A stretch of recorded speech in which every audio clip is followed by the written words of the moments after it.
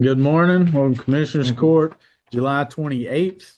We have a full quorum present. Carrie, you certified meeting was properly posted. If you'll please rise for prayer and pledges. Andrew?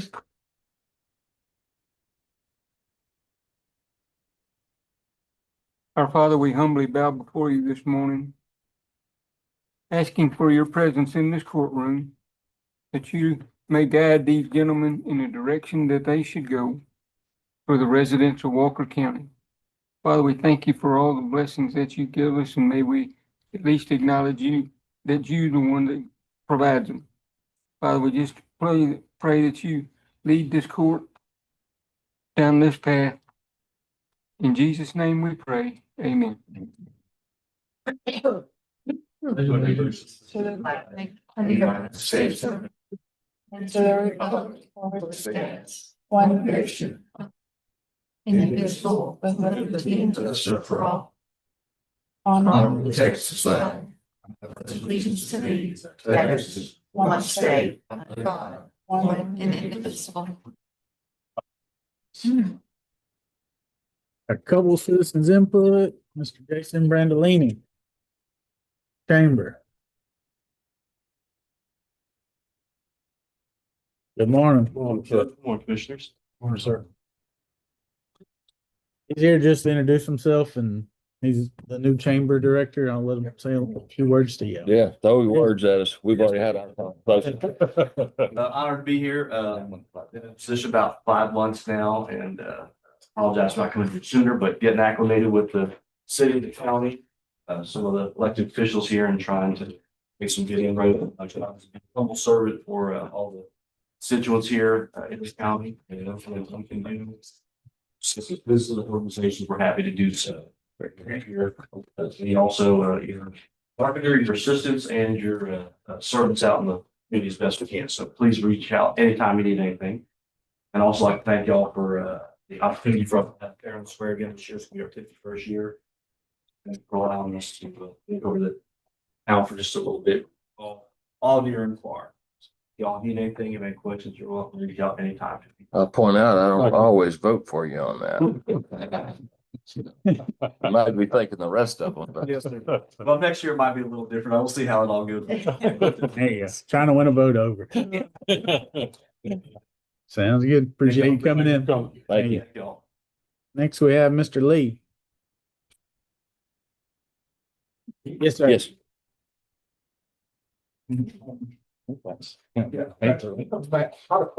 My work right time. Yes, sir, we got it. Yes, We sir. got you. We got it. Okay, well, two. My name is Vijay Lee. Okay, you're gonna get 5 minutes, and Carrie's gonna time you if you need more than that. Okay, go ahead. My name is Vijay Lee. I own the lot, 1911 under section 7 of Redwood Shield.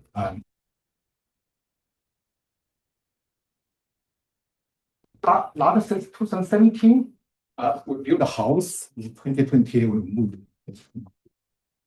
For the flat, lot 7 and 8, the issue is the move the original boundary.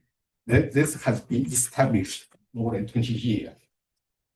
So the newly created boundary for this replat, we disagree with this boundary. So you can see this is the section map of section 7. This is lot 7, 8. This is the lot for replat. This lot 9, 10, 11 is my lot. The disputed boundary is here. Actually, we found this survey back 2005, survey pin 2005, in this original boundary. Another pin 2012, other end. So, like for reasons I'm going to explain next, we believe this survey for this replat is questionable. We ask the commission, the court, to postpone the decision on this replat until we resolve this dispute. This boundary has been there for 20 years. All the survey we have seen so far is all agree on the original boundary. We actually see 5 surveys over a year. You can see in the document. Also, the original owner of this, the previous owner of lot 8, he agreed with the original boundary. He bought this lot from the developer about 20 years ago. He owned this until the April the 1st this year. So the third thing is like when we replat our lot 9, 8, 9, 10, 11, we went through the similar hearing as this one. We use the original boundary. There's no dispute. Nobody challenged it. This is in 2020 December. This actually this one, if you see the page 3 to chapter 5, you can see this 2005 very clearly. So the fourth, this one here, you can see this. If you go to the page 6, you can see this reply survey. Actually, the move at least 3 pins in south to make this new boundary. And then this is what the boundary ends look like now in page 7, section 8. You can see this pin is the original pin. It's 2005 on the original boundary. This is the new pin is trying to put in for this reply. Also, the other end, the east end is this is in page 8. This is exhibit 9. This is the original pin, original boundary. This new pin that put in here. So, like if we take this valid mining lot has boundary in the section 7, we need to move. Like when we move one, it's going to be others. Also on the other side of my boundary, this gentleman also bought his lot from a developer. He also agreed with the original boundary. So when you look back, they close this deal. This is sold in April 1st. So this year, actually, this new boundary is not there until the last month. So actually, they use the original boundary to close the sale of this lot 8. Yeah. So with this, you can see this. This boundary is this new service questionable. We have dispute on the boundary. So I respectfully ask Commission's court to delay the decision on this replat until we resolve this boundary issue. Yeah, this is what I. All right, thanks. thank you. Thank you, sir. Thank you. Thank you. Any other citizens input? Consent agenda contains. Thank you, sir. Oh, thank you. That's all. Yeah, that's it. Thank you. Sorry. Consent agenda contains 16 items. I'll make the motion to approve the consent agenda as presented. Moving second, all in favor, raise your hand. Motion carries. Number 17, discuss and take action on purchase of 1 laptop. That's for 278 judicial. Hello, court. excuse me. I'm sorry, my name is Boyce Curry. I was trying to figure out how to unmute my my laptop here so that I could talk with Mr. Lees, respond to it. I didn't understand. Did y'all? Oh, Hold on. We'll Okay. let you talk when we get to that agenda item. You didn't sign up to talk, but we'll be pulling you up when we get to that agenda item. Okay, I appreciate it. Thank you, sir. Yes, sir. Yeah. That is for a laptop for $2,500. That'll be my motion. Where's the funding come from? That will be from budget. Budget. It's a budget request. If the budget can cover it from budget, if not, it would come from a general fund contingent. Okay. Moved and seconded, all in favor, raise your hand. Motion carries. 18, discuss and take action on the purchase of a new desk and a workstation from HBI. That'll be my motion, and that's from the budget request also. I'll second that. Most likely, this one will need some contingency funds. Okay. Moved and seconded, all in favor, raise your hand. Motion carries. 19, discuss and take action on the purchase of 2 desktop computers and 3 monitors. I ain't got a total on that, but that'll be my motion to approve that. Same thing, budget or I'll second that.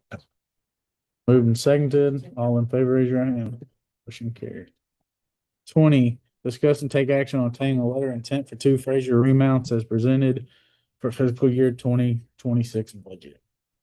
Rachel is on. Can you hear us, Rachel?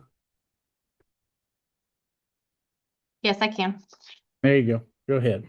Sorry. Okay, so I put this on the agenda, per your request, Judge. I talked to Cheryl. We would not need a letter of intent for the chassis due to the vehicle bank that is open, she said. So they would just need a PO.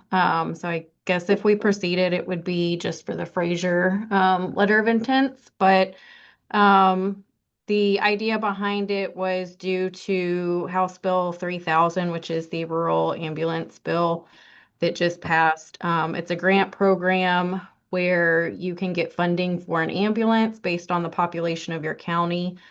However, I believe our population is going to be too much to qualify by about 10,000. They have a portion of it if your population's less than 10,000, and then yes, less than 10,000. And then if your population is up to 68,750, you can qualify for a different amount. However, the details have not come out about that grant or how to apply for it. That'll be set by the comptroller's office and come out January 1st. So just kind of wanting to see, I guess, what you guys would like to do. This would be for the 2 remounts that we asked for at budget time. So my idea on this was the state's fixing to hand out all this money and all these rural companies are going to get their ambulance orders. I don't want to get in line behind them if we've already approved it in our budget workshop. I want to go ahead and get our place in line to get the 2 remounts done. Yeah, I don't have a problem with that, so. What we're asking for here is a letter of intent for Fraser. Do we need to go ahead and get moving on buying the 2 chassis as well? Because that's going to be a problem too. Probably. So my thought, I mean, I know we got it in our one time on our budget.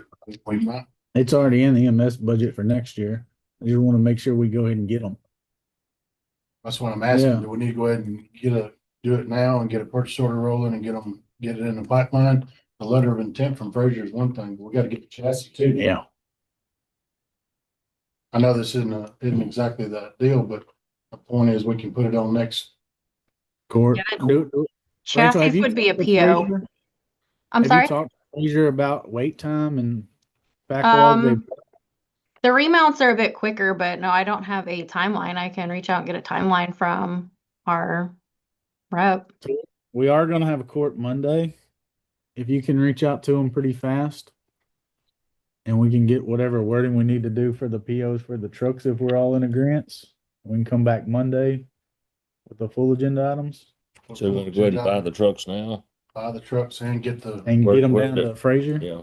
Where do we have the funding to do that? Through project contingency Contingency. funds. Yeah, I'm fine with it. You all right, Dan? Yeah. This could be for the upcoming budget year, correct? Right. yes, Yeah. correct. All right, yeah, I'll work on those Okay. Monday. So we'll pass on 20. Thank you, Rachel. Thanks, Mason. Thank you.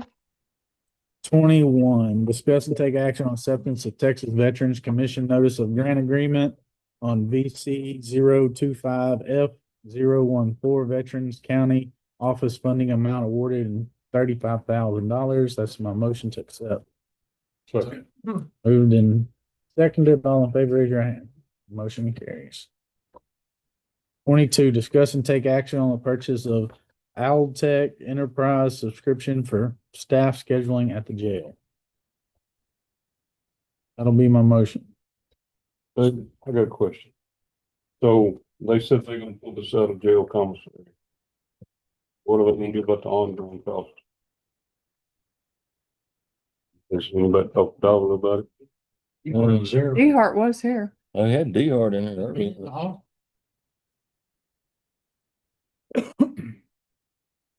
Well, they didn't ask for the budget, so. Maybe he's gonna continue pulling it out of commissary. Well, you know, Sounds good to me. if he pays the first year out of commissary, we'll have a year to evaluate it when the subscription comes due next time. And we can say, yeah, we'll put, we'll talk about it in the budget, but if it's not what he thought it was, No, then it's just a one-time out of commissary. He's saying they're gonna pay it. yeah, it says initial. Initial. It'll come due, but if we see if they're signing the contract now, it'll come due, before the budget starts. It's ready next year, right? Yeah, but whenever it's So, due, yeah.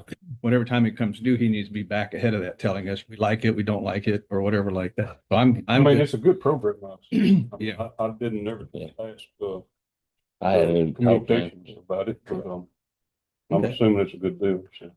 We give them a shot at it, and if they Give a like it, second. they can do it. Did you? I'll second it. If I didn't Moved in already. second, all in favor, raise your hand. Motion carries. 23, discuss and take action on letter of intent for previously approved vehicle.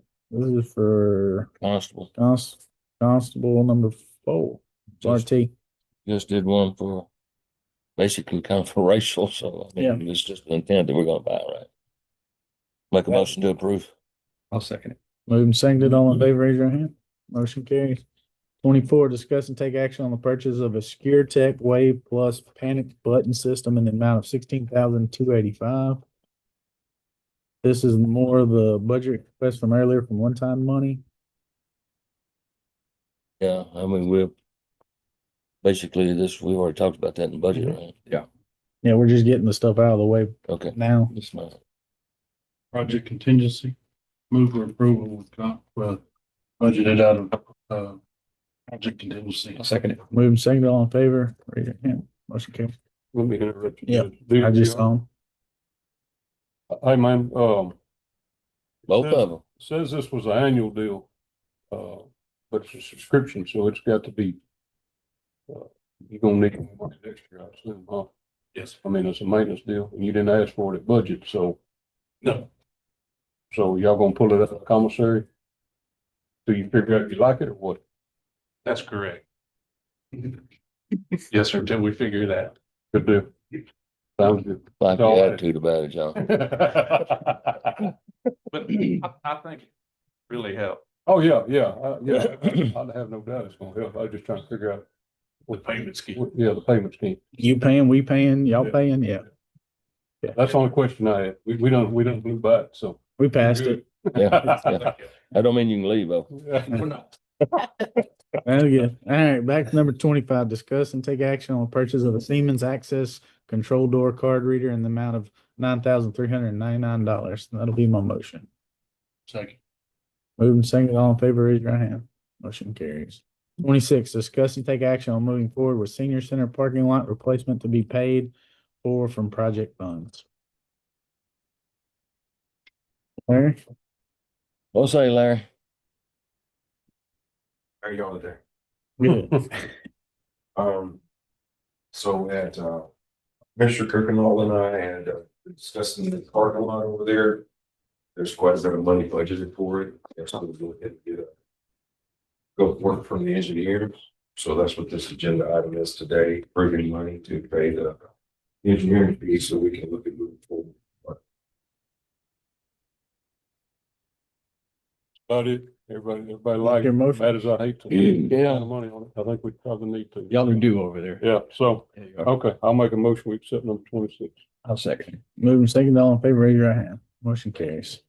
27, receive certified estimate and receive preliminary calculations of the no new revenue tax rate and voter approval tax rate from Walker County Appraisal District.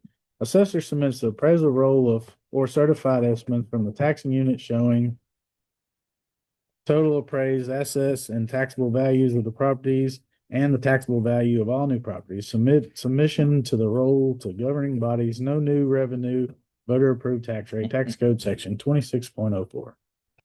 Ms. Allen? This is written very broad each year because we don't actually know at what point the appraisal process is going to be. Where we are now, we've received on the 25th a certified estimate of the certified values.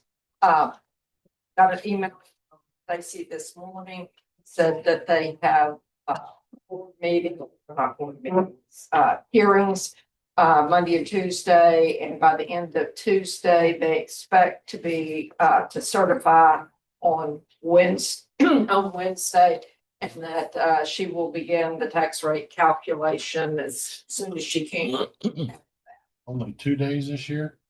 No, they've been doing them. Huh? They've been doing them. Oh, okay. Oh, no, they. We're at the end of it. Sound right. Yeah. They were thinking they may be able to certify on the 25th, but they didn't quite get there. So basically, this is an update saying that the plan is to have those certified values next Wednesday. The next agenda item is an approval item. We're done with 27? Done with 27? Okay, Yes. 28, discuss the action to designate the Walker County Appraisal District to calculate the final no new revenue tax rate and voter approval tax rate. Make the motion to approve agenda item 28. Moved and seconded, all in favor, raise your hand. Okay. Thank you, Patricia. 29, receive order for salary of the 12th Judicial Court Reporter and 278th Judicial Court Reporter for budget year 2025 through 26. I know this says received. And I know the judges send this order down every year, and this year is no different than most every other year. They always go above and beyond what we give all the other employees, which I do not agree with. You know, but typically when you're dealing with judges, they do whatever they feel like they need to do.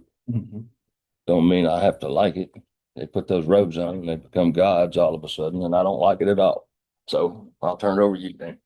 Well, I've got some of the same problems. You know, we decided that we're giving at this point, gonna give it 2.5 plus the insurance. And I think that needs to be where it stays countywide, regardless of anybody. I know we just pay a portion of this, but we pay over 50% on both of them. So it's a big portion. So that's where I'm at. You know, I think everybody ought to be on the same page, and they're not exclusive as far as I'm concerned. Do we know what this rate is? What the increase is? Yeah. 5%. 5%. Yeah, which that's typical for the judges. They do this just about every year, Yeah. you know, but Ours, if you look at the 12th court, if you figure what we were given, it should be 65,175.19. They're at 66,318. On the other one, should be 74,340.25, and they're at 76,760. Which I'm assuming 4 or 5%. well, it does probably have a stipulation somewhere in there if we have the budgeted funds to do what they're asking us to do. And at this point, I would say we probably don't. That's gonna be my position. We're in budget. So, You can send You it know, back to them. Yeah. hey, I'm not receiving it. I'm gonna just tell you that. I'm not receiving this order at all. Y'all do what you want to do. No, I I think think we had this conversation last year. we did, We did. and the same argument came up, and we pretty much told that's not an argument that we stand on. But I would like to respond to the letter with what y'all just said. Like, you know what, everybody in Walker County, this is what we're looking at. Give them. Yeah. We don't have to say that. We can say we're going to respectfully request that your order comply or be similar to what the Commissioners Court allocates to the rest of the county employees. So, you know, I don't care what Madison, Leon, and Grimes County do, but Yeah. their percentage is very low in this Right. also. Yeah. So, you know, obviously they're smaller county. Well, I say they're smaller counties. They're not really, but their percentage Right. of where these judges go is smaller than Right. what they do in the counties. Yeah. And so, like I said, we're 75, almost 75% on one. So, Mhm. you know, Well, my problem, they go above and beyond what we do for all the other employees. I have an issue with that. That's what I'm saying. and it's not like they don't know what we're doing for the other employees. So, Yeah. I'm with Ronnie. I'm not receiving it. Hey, I'm not I receiving. don't know that he's got a leg to stand on. I don't either, but I'd like I'm to still find not out. receiving. I'd like to Is that a find motion? out. Well, it says receive. It's not an action Yeah. item, but I'm gonna make a motion. I'm not receiving this order. Um, And if we can get by with it, I'll give you a second. Quitting that sit up yet. May not want to get in this. last year's, we got last year's pulled up and looking at this one from last year, but it's also got the auditors, where's the county auditor add in this. I don't see it in the backup for this year, but it was in the backup for last year. Or that, I don't know why they didn't present it at the same time. I know court did ask last year that they come at separate times, and we're but I don't know if that's why it looking at the didn't. same come. across the board for the auditor's department as the rest of the county too. Yes, they're, as presented in the budget request, I'm requesting my positions be budgeted at market. And then I have requested that auditor 2 be an auditor 3, with the money to come 2,000 from contingency at 0 cost to the county. And then for the raises to be equivalent to everyone else's salary. You want me to just call the judges after this and tell them? Hopefully negotiate, reconsider? You can tell them, or they If can we're come not- down during the workshop or whatever. Okay. But my mind is still 100%. It's, in my opinion, it's not right. Yeah. To give them more money than we give everybody else. It's just wrong. I will say is that court reporters are hard to come by. It's kind of like a FMS paramedic that statewide there is a shortage of court reporters. And that's all I'm going to say. I didn't have any conversations with the judges on the orders, but I do know that is a concern. Well, and we hear that could be took into context anyway, as far as I'm concerned. Yeah, and we have You the know. same issue, just trying to find somebody to operate our machinery. You You should. know, I mean, for the money we pay them, I mean, we can't get either what we need. Those numbers. 74,340 for the 278. They're right. Yeah.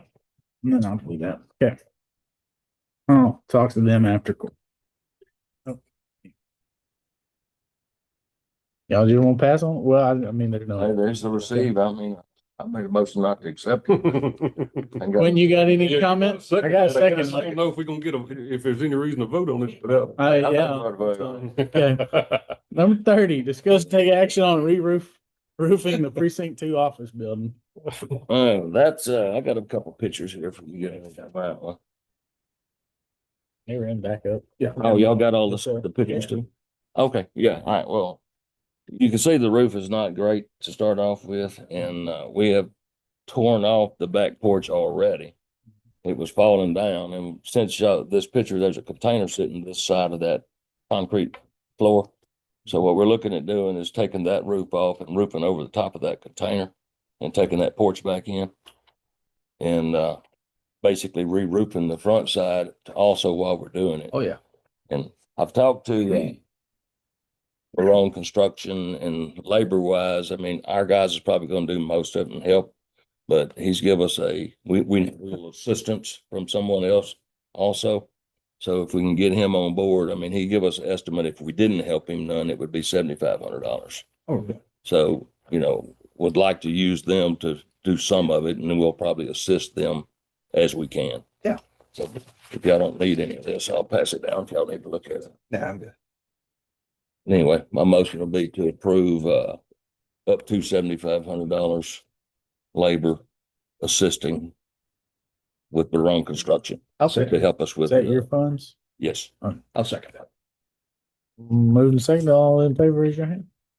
Motion carries. 31, discuss and take action to purchase a used tractor from private seller, tractor dealer, or public auction not to exceed 50,000. Our little 7640 Ford tractor we bought for $2,000 from federal surplus in 2012 or so is finally on its last leg, and we're gonna need to replace it. We found several used tractors at the John Deere place and New Holland place, but I never have gotten any permission to deal with them. And they're generally in the range of 35,000, somewhere in that range. But if I get permission from the court, we can actually put a stamp on one and bring it back to court and see if it gets approved. If the court's okay with it. Oh, yeah. All right, I make a motion to approve moving forward with agenda item number 31. Second. Moving second, all in favor, raise your hand. Motion carries. 32, discuss and take action to approve the interlocal agreement fiscal year 26-27 for the Regional Public Defender Office in Walker County for capital code. That'll be my motion. I'll second that. Moving seconded, all in favor, raise your hand. carries. 33, discuss and take action on resolution 2025-82 authorizing submission of the disaster recovery reallocation program application administered through the Texas General Land Office. That'll be my motion. But we can talk about it. Second. One question. So I guess this one's gonna fall under HUD again too, Judge? GLO. GLO. Which is Same. Still fall under HUD. So, Yeah. so remember we had that rush on those grants we were trying to do. We had like a 2-week turnaround Mhm. where all the reallocations from the last 7 disasters, this is that money. So Ally worked on that, submitted it, and she got the county $4 million, $2 million per grant.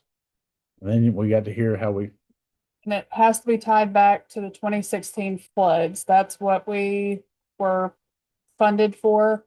So that's, That only happened in precinct 2. These guys didn't know.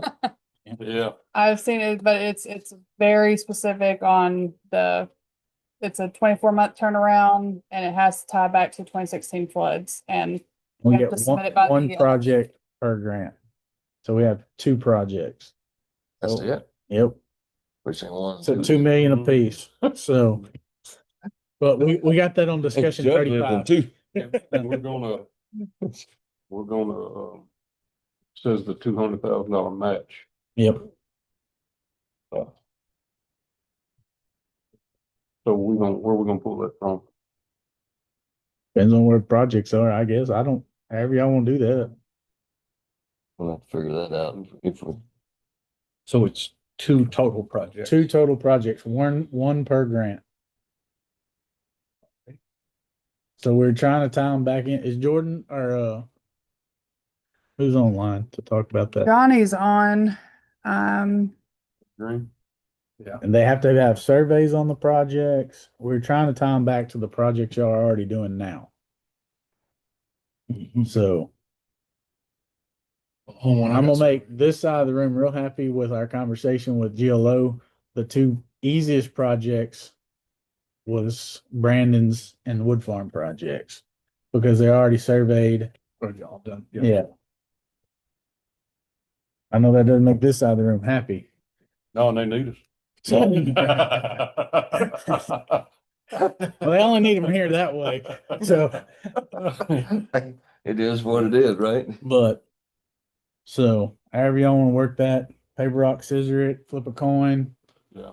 duke it out. But Does it have to be 2 done today? projects. We're No, just it's- approving No. today? for Monday. We have it for Mondays. Resolution, yes, So- but then we'll talk about. We just want y'all to start. I'm Yeah. gonna throw that out there so y'all can start Monday. Monday. Yeah. That'll work. If they say, it might be best when we Yeah, feel a little better. yeah. Okay. So I got a I'll second. freshen up somewhere. next Monday. Yeah. Second. I moved and seconded. All in favor, raise your hand.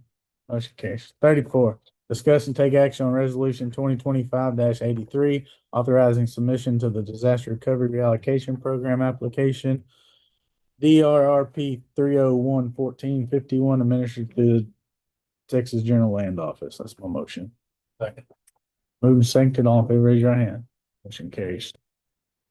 35, discuss and take action on assigning a project manager for the CDBG GLO HUD grants contract 24065-144-F003 and contract 24-065-141-E999. You want that to come through our office? Oh, yeah, absolutely. Is that how we want that, Ms. Allen? Yeah, I think so. We have, of course, a manager of the grant, managing the grant, but this is basically when we get the invoice, it covers work done in all 4 precincts. So it's either each of you would sign off on every invoice, or you would delegate a project manager and the judge could sign off on the invoice. So it's authorizing to sign the invoices for the invoices we receive. All right, so on a per precinct, like one of these is mine and one of them I think is Brandon's. These are right here. These are all 4 y'all's. You should have recently received an invoice that had billed amounts for each of the four precincts, and I asked each of you to sign off on your work. Yeah. Is that the way you want to continue, or do you want to assign a project manager and allow the judge to sign off on those? I'm good with y'all signing off on it. I don't, It's only, there must be a problem. Is there a problem? No, there is not a problem. It's basically our policies require that, that the court establish, okay. We're gonna. Project manager. And to the judge's office, even if he's project manager, he's gonna reach out to all four of us to say, Yep. hey, is this done? Won't you just let all four of us sign off on it? Yeah. so we certainly can do, I'll send it out to each of y'all. Y'all sign off on your part. We'll send it to the judge. He'll do the final approval of the end. Fine, cool. Put that. Sounds good. Okay. And I don't have a problem with that.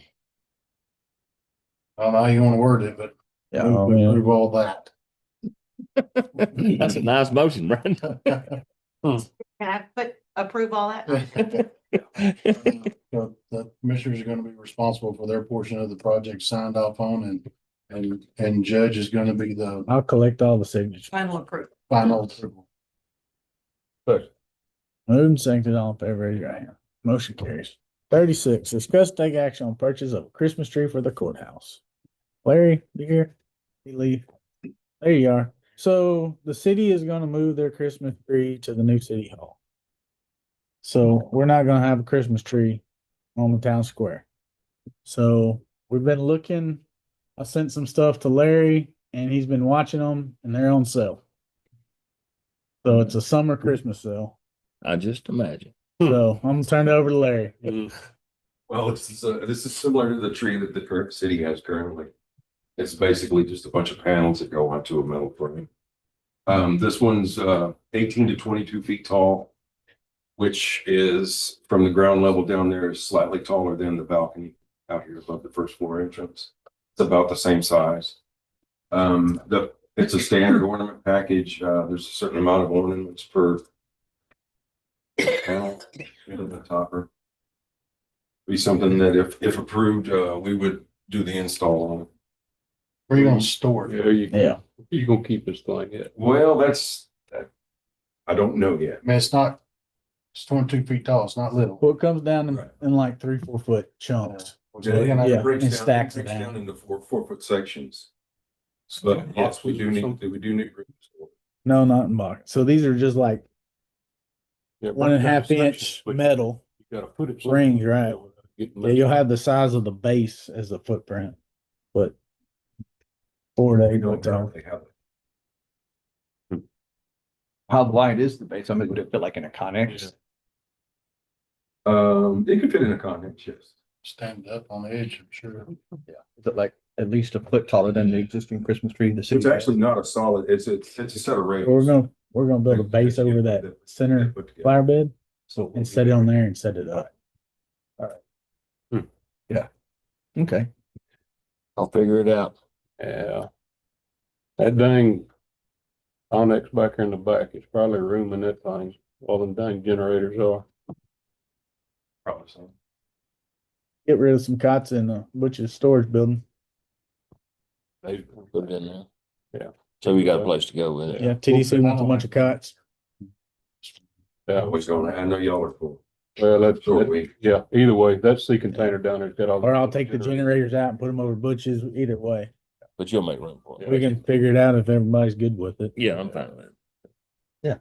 Sound. That's your motion, somebody's I'll motion. move. Not mine. I'll move to buy a Christmas tree. Not to exceed how much you need there? $7,200, $7,300? Well, that's not including shipping. But it wouldn't let me see what shipping cost was. No more than Why don't we do, 10? yeah, so why don't we do a Christmas tree and accessories? Cause you're about building a base and give him a $10,000 limit. That gives him some working capital. That'd be, I like that. That work? That's your second, Bill. yeah. All right, move Where's it being paid from? contingents. Project contingency. Moved and seconded, all in favor, raise your hand. Reluctantly. Motion carries. You can't always. Thank you, Larry. I can't go against the Christmas tree. Yeah. 37, public hearing concerning plat number 2020-016, replat of lot 7 and 8, block 1, section 7 of the Wildwood Shore subdivision, GW Robinson survey A454. Time is 9:40 for public hearing. I know we have a guy online. We're gonna let Andy say a opening, then we'll turn it over to that guy. That work, Andy? Hey, sure. Morning, Andy.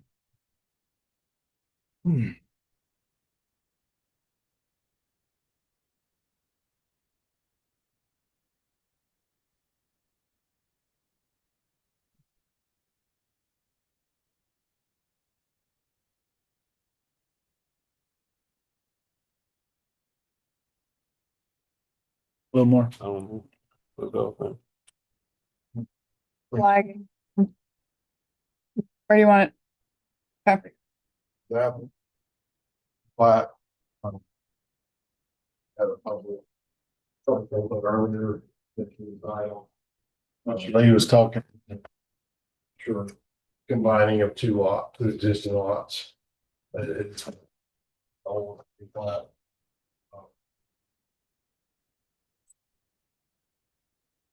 You said guys have seen a number of these come back. Forward. We have a public hearing every time. Really have, well, again, but first time, right? In a while. That's the first time we've seen it as part of this court, first time. So the actions requested for the court is to approve the replat of the lots. No changes to the covenants and restrictions been posted. And this is the first section of it. No surprises here. We're in the public hearing section now, so generally this is the time where a lot of people speak. I know we got the one guy online. Mr. Curry, Mr. Curry, can Boyce, Boyce Curry. you hear us, Yes, Mr. that's Curry? me. Yes, sir. Go ahead and. you can talk Okay, now. I purchased these two lots to build a home on them. And was not aware of any discrepancy in the property lines whenever I bought the lots. During the survey, and I had H&H go out there 3 times to verify this, that there is a little over a foot discrepancy where his fence runs.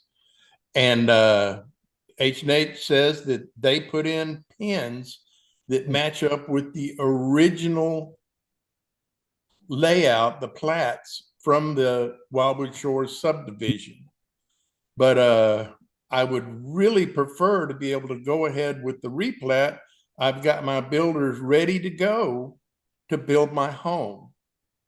And if there is if there's a real problem with this one property line, it's a problem with a lot. Well, after the replat, it'll still be a lot. I don't know if this is the place to actually litigate, or whatever you call it, a property border. This is a request to replat, join the 2 lots so that I can build a home.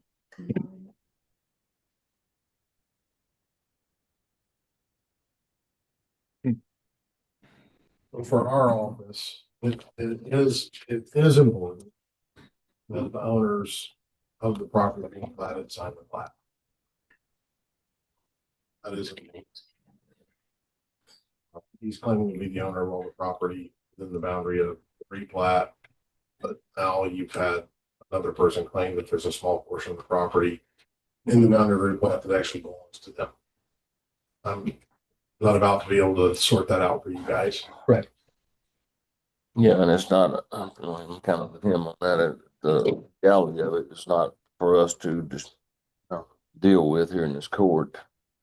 There is a property line dispute, and that would be handled in a different court. Are you with either one of the parties? Yes, sir, with the survey company. Okay. And so I can kind of speak. If you'll stand up, state your name for Ms. French. Yes, sir. My name is Colt West. I'm a field supervisor that worked on this project. and I'm the one who collected all the information. Went out there about 3 times, spoken to Mr. Lee about 2 of those times. And everything from what he's given me, and I have copies here, if y'all don't have copies of the original surveys, the plat, and the surveys that Mr. Lee provided. Everything with those, the only thing is we can't understand where the surveyors previously came from. We, on our plat, show all the references between lots 5 through 14. We surveyed all those, everything fits. The only difference between Mr. Lee's lots is the fact that he has had development on his lots, and the surveys that he has is previous development.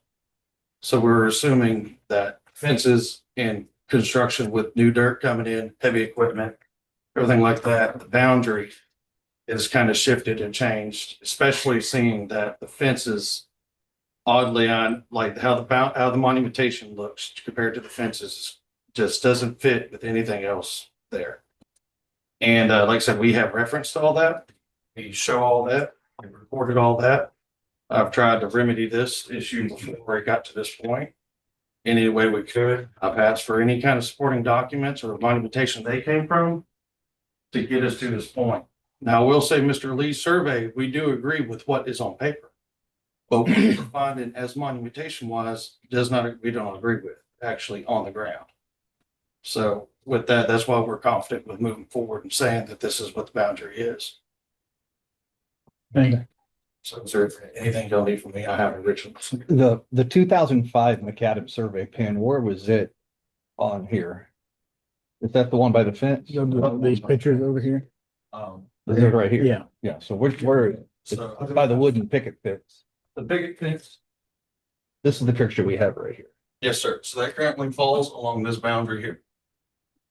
So which corner is it on that? I think So there's a that picture of both I believe corners. he's referring to this front corner here. I understand just both of them. Okay, Yeah. yeah, I see it. Yes, sir.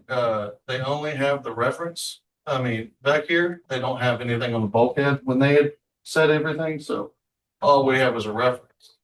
So if we would hold that reference, of course, it wouldn't match with the original, what you call it, the original, sorry. Yeah, the plat, the original plat, subdivision plat, and so we had to just assume that it is reference. And so when we came back through and surveyed this lot, this lot, this lot, this lot, all the way through, all the way to that block corner there, which is almost the entire block of block 1. This is the only 3 lots we're finding any discrepancy. He's having discrepancies on the other side as well. His other fence on this lot here, which I have a survey to show that, is also showing encroachments. So the fence here, showing encroachments, and the fence here for Mr. Lee's showing encroachment. On this one over here is your surveying, is it in favor of Mr. Lee or in favor of the other So landowner? everything that we have surveyed is in favor for the majority of the lots in this block. Like from starting over at lot 5, coming all the way to lot 14, they all agree. So besides when we get to Mr. Lee's lot, we're finding major indiscrepancies between the boundary. But he is the only lot between all these lots that has had any development on it. And so which we primarily deal with new constructions, and we see this a lot when there's 1 lot or 2 lots that have had any kind of development, we will see discrepancies. Just because the And equipment. so he's got a foot on each side of him, that's a problem. And Well, and it's just his fence.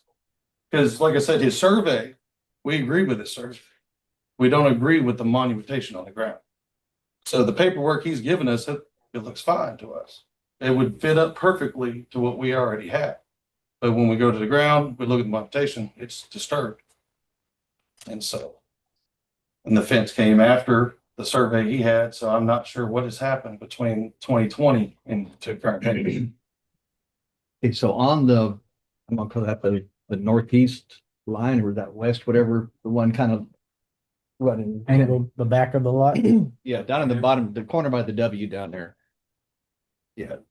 Right above the Okay. Lake Conroe. Yes, sir. Where it says y'all set a 1/2-inch capped iron rod and you found a 1/2-inch capped iron.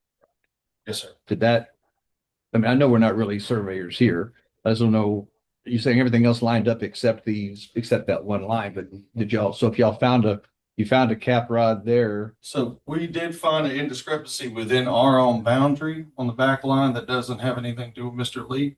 But it was just this point here. We had everything else we had found originals. And including all these other lots, just this right here was having a slight discrepancy with the corner we had found. There. Okay, but you said everything else lined Can up. you go back and look at this in our plat? So you're saying that this rod here was described out with this corner here. We had to set that mag nail in the bulkhead. You set this here. Yes, sir. There was no mag nails in this part of the bulkhead, but it has been recently renovated. And so, But this rod that you found here is consistent with where you placed it here. yes, Have you, yes, I'm curious, have you spoken to the original surveyor that did, whose monuments that you found? That's what I was gonna ask. That's mechanical. He's still out there. Isn't he? we've had attempts to try to reach out. I believe one of the surveyors is the latest surveyor is, I believe is either retired or passed away. His actual RPLS number is pretty old. And our RPLS is about 300 higher than he is. And Well, the one that, as well. the one that done it in 05 is still alive. Adams is still around. Mr. Yeah, Mr. Lee? Yes, this survey, like this survey pin has been here for more than 20 years. This is on the original boundary this here. There's another thing. Then move the boundary like for 1 to 2 feet. Actually, you can see from this division, this part, you can see here. When you move this boundary, you need to move also this boundary other side of my lot because the length is accurate. It's very accurate. So you also need to move this boundary. Other side of lot 12. This person also bought the lot from the developer in 2002. We have been agreed on this original boundary for more than 20 years. So basically, what they try to say is everybody else is wrong in past 20 years. They come to like last month, they did the survey, they said, okay, everybody else is wrong. They put this new pin here, that you can see here. And this new pin and the new boundary there. They move the pin that needed to get a new boundary. So everybody else is wrong, they're correct. They put a new boundary for this replat. Actually, before this replat, before last month, nothing is new. This new boundary just got it last month for this replat. So it's totally new. So my point is, if we take this as valid, you're going to see a lot of dispute of boundary in section 7, because everybody needs to move the boundary. On this side, also here, he moved here, he also moved here. And then this lot is going to have trouble. So my point is that we need a time for our, you and them to like resolve this issue. I tried to contact the owner like last month. There's no response until I saw him last week, about 2 weeks ago. So like if this court approve this replat, because replat, this totally create for this replat. So this will cause more problem in the future. Yeah. Thank you, Mr. Lee. Yeah. I spoke with Mr. Lee when I was up there a week and a half ago, and I gave him my phone number. I texted back and forth with him, so he had my name so he could communicate with me. We walked up and down the property line, look at it. He even gave me some vegetables out of his garden. So him saying he was unable to contact me is wrong. Yeah, this is correct. I try to be nice to my neighbors. I give. So what I try to say is, before last week, before I couldn't contact with him, when I saw the survey guy, this gentleman in the lot, I talked with him twice, and I said, okay, this is going to be a problem. I want to contact the owner. I didn't have an owner's phone number, So I sent a message to this subdivision property manager to forward my phone number to the owner, but there's no response for almost 1 month. I think you've got a property line dispute, whether these tracks are joined or not. Whether they become 1 lot or 2 lots, you have a property line dispute. Yeah. We're not the legal people on that, you know. Yeah, I understand. It's not up for us to interpret that. So even if these lots stay separate, you still got you have a challenge to figure out which one is right. And I don't, you know, I can't offer advice on that, but I don't know that that touches us here, you know. Yes, because my point is, because the one used for replat, it's created specifically for this replat. Right. This is the survey we have problem. Actually, all the previous survey, we have no dispute. Right. It's everybody agree on this. So it's just this particular survey has we have a dispute. So this survey is used for the replat. Right. So this is why I say, okay, this you guys use the inaccurate information, make a decision is unfair. So we should postpone decision until we have correct information. Not necessarily information agree on this replat survey. So I'll ask you a question. Yes, sir. You guys, Go ahead, man. sure. This distance is between these 2 rods on the ground reflects the same exact distance as the original plat. Yes, the original subdivision plat. And if that reflects the exact distance that's in the original subdivision plat, I don't know if you've run this line down to his corner, would this distance from corner to corner still reflect? It would, what we do is we recreate the original subdivision plat from monument So I'm table. asking, Yes. run this line? Have we ran, so I couldn't get in to find back monumentation. So No. So we're not sure whether this line between the pin you set and the pin here would reflect the original plat boundary. So we didn't find the monument, That's what- but No, we we did can't approve recreate it. it back from over It's a here, replat. lot 14. And we did find that, and we recreated back this way, everything fits. So we came at Mr. Lee's property in 2 different directions. Your belief is that Mr. Lee's line here to here is the exact same distance. Just what as he it told is. Figure it out, as far as I'm concerned. There's no evidence for it. You just believe it. No, it's not, Somebody's it's off. not a belief, Well, I it's mean, how we design, somebody- how we 2 do it. surveyors. Or, You have not see the. We don't have it drawn because it's not our lot. let me ask you a question. Is this something that could wait 2 weeks, I guess, to speak to the property owner? They could wait 2 weeks and you visit, look up Mr. McAdams, look at somebody, because I don't think we need to be judge and jury over whether that survey. Yes, sir. Only reason I'm here is just to really express that we're just wanting to combine this so he can consolidate his HOA. That's the only reason we're here with the plat. That's what all Mr. Curry wants to do. And then With that. there's no guarantee, even if Wait. I think that I would wait. like I've already told Mr. Lee, this is that's the venue we need to be at in the first place. All right. That nothing's gonna change. Well, you know, obviously somebody is off. I don't know. You got 2 surveyors saying that this is right, and then y'all saying that they're put off. So, you know, as far as I'm concerned, somebody needs to figure out what's right and wrong. And Yeah. Actually, at least 5 Hold on. have said. Oh, we're gonna close public hearing. We'll go to the next agenda item. So 9:58, we'll close public hearing. Number 38, discuss and take action on plat number 2025-016, replat of lots 7 and 8, block 1, section 7, Wildwood Shore subdivision. We're gonna push it 2 weeks and ask them to get with somebody. Get with you. Have them come back August the 11th. Couple questions. One is, so. Yeah. Number 2 is, well, earliest court that we can legally post it, maybe your requirement to repost the hearing, so I'll put on that. Yeah, but that's when you bring it back, we need to have this resolved. Yeah.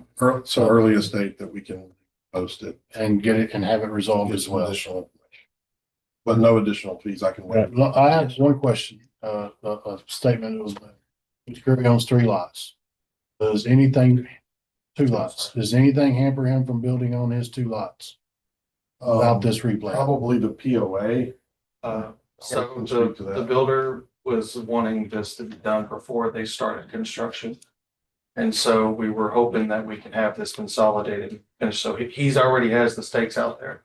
And so we're just waiting for this. So something crosses property lines probably. It crosses within his own property. Nothing gets anywhere. near That's the middle of the. Yeah, the middle, I mean, it's 2 lots. So. Yes, yeah. My office. Yeah, the home crosses over the line that split the 2 lots. Right. And I didn't know if I could legally build across 2 lots in Walker County without having them combined. So here's the deal. Regulatorily for my office, because this is a Seward subdivision, we can actually issue a permit for development. They would have to apply for a multi-lot permit. We could do a permit across all lines for development. Yes, my office could do that. Because they're Seward. If they weren't Seward, if they're using on-site wastewater, that messes it all up. Because on-site wastewater rules require it to be on a single property. But the problem that you've got right now until they're combined is there's a building setback line running down the middle of this lot. Right. So Oh, yeah. I issued the permit, he's got other issues. Yeah. Yeah. Okay. Is it our building setback? No. It's the POA's Yeah. building setback. Yes. Okay. Okay, so the point I'm making is, as far as Walker County's rules and regulations, we're not hampering him doing anything. What's hampering him is gonna be this POA, correct?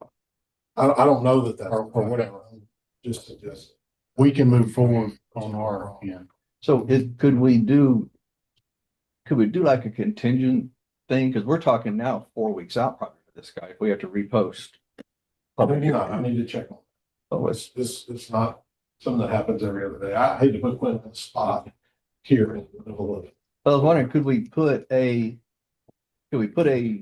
approve the consolidation of the 2 lots with a contingency that Mr. Lee and the property owner sign a letter waiving an agreement, having an agreement? I wouldn't recommend doing that, because if they can't resolve this peacefully quickly, the timeframe in district court is very long. That's what I'm talking about. What I'm talking about is we can get into the process. You can still schedule the public meeting, but if we do a contingency where Mr. Lee writes a letter of no objection or something like that, they could do that tomorrow. I think Quinn's concern, I reflected from my side in that if it doesn't get resolved quickly, then this is something that stays on the books as contingent approval for years. And And it never gets you don't even really know what your contingency is. Yeah. Perfectly honest. There are too many variables here. I recommend that you not approve the replat today and let them resolve their civil. Okay, I'm fine. That's kind of where Well, I. I am not gonna I have 34 foot of bulkhead. If he takes away 1.5 foot of my bulkhead, I'm getting down to where I don't have room to put in my boat slip and dock. He has hundreds of feet of bulkhead over his 3 lots that he owns. I'm not understanding really why we are not going ahead with the replat and dealing with this later. I am not going to agree with Mr. Lee to give up that 1.5 feet. So it could go years in which I can't build. That's not Okay. fair to me. Yeah, but that's not for us to decide either. So, Sorry, I think the lines of like front are the same, right? Original one and this one. okay, Mr. Lee, We're not in public hearing anymore. thank you. We're gonna pass on 38. Let him bring it back. Pass on 38. 39. Discuss and take action on Legacy Grand Ranch LLC request for variance to section B 2.1 of Walker County subdivision regulations regarding minimum road frontage for plat number 2025-011 Legacy Grand Ranch, section 1, FM 2296. Item 39, 40, and 41 for Legacy Green. Is requested. 39, 40, and 41.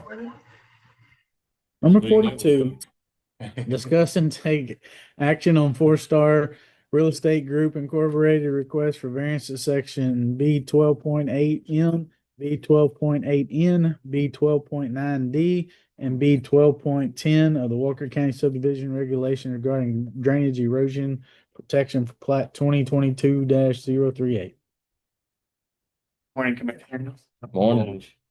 This is just bringing back this variance after discussing the DLS. I think we've been in court, this is the third time, I don't know if it's variance, but flexing that and the perimeter soil left on the side of section 1. What's your name again? Or I'm sorry. Ezekiel, yes. That's EZEKIEL. GRASHIE. Andy, we talked about this last week, but you're going to have to refresh my memory specifics. About to do that. I'm about to Yeah. walk you through. Yeah, so specifics is there's an exhibit. One of the exhibits shows all the locations that we're proposing to do from that, which is an alternative to foot paving and riprap. That's part of this variance. And I think previous discussions, there was no issues with those items. The other part that's tied with this variance is that perimeter swale. So there's a ditch that's next to the roadside in this phase of the development that had a slope originally at 0.1% when it was originally submitted. And then the additional variance was 0.2%. This variance is now the 0.35%. So conveys the 100-year, follows all Walker County regulations, except for that slope is below the minimum. Drawing.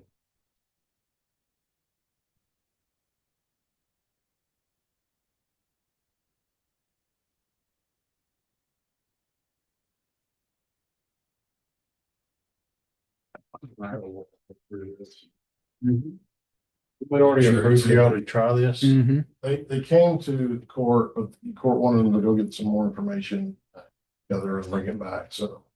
Yes, it's been before court. So this is the kind of the issue that we had was this perimeter swale from this north side of the entrance at 150. Going from here all the way down towards Peach Creek, one of the Peach Creek tributaries. That distance is about 2,500 feet. And so we really don't want to be cutting too much towards that creek. And so that's why I would originally designed it to be very similar slope to the roadway. And so we're going a little bit steeper just for easier maintenance. And it's something that GLS believes represents if Walker County were to maintain that ditch, even though the mud will be maintained in this ditch, you know, it'll be accessible for. So you guys have a letter from GLS as well in your backup. Do this. I want to make one quick correction to that letter. On the first page, two bullet points.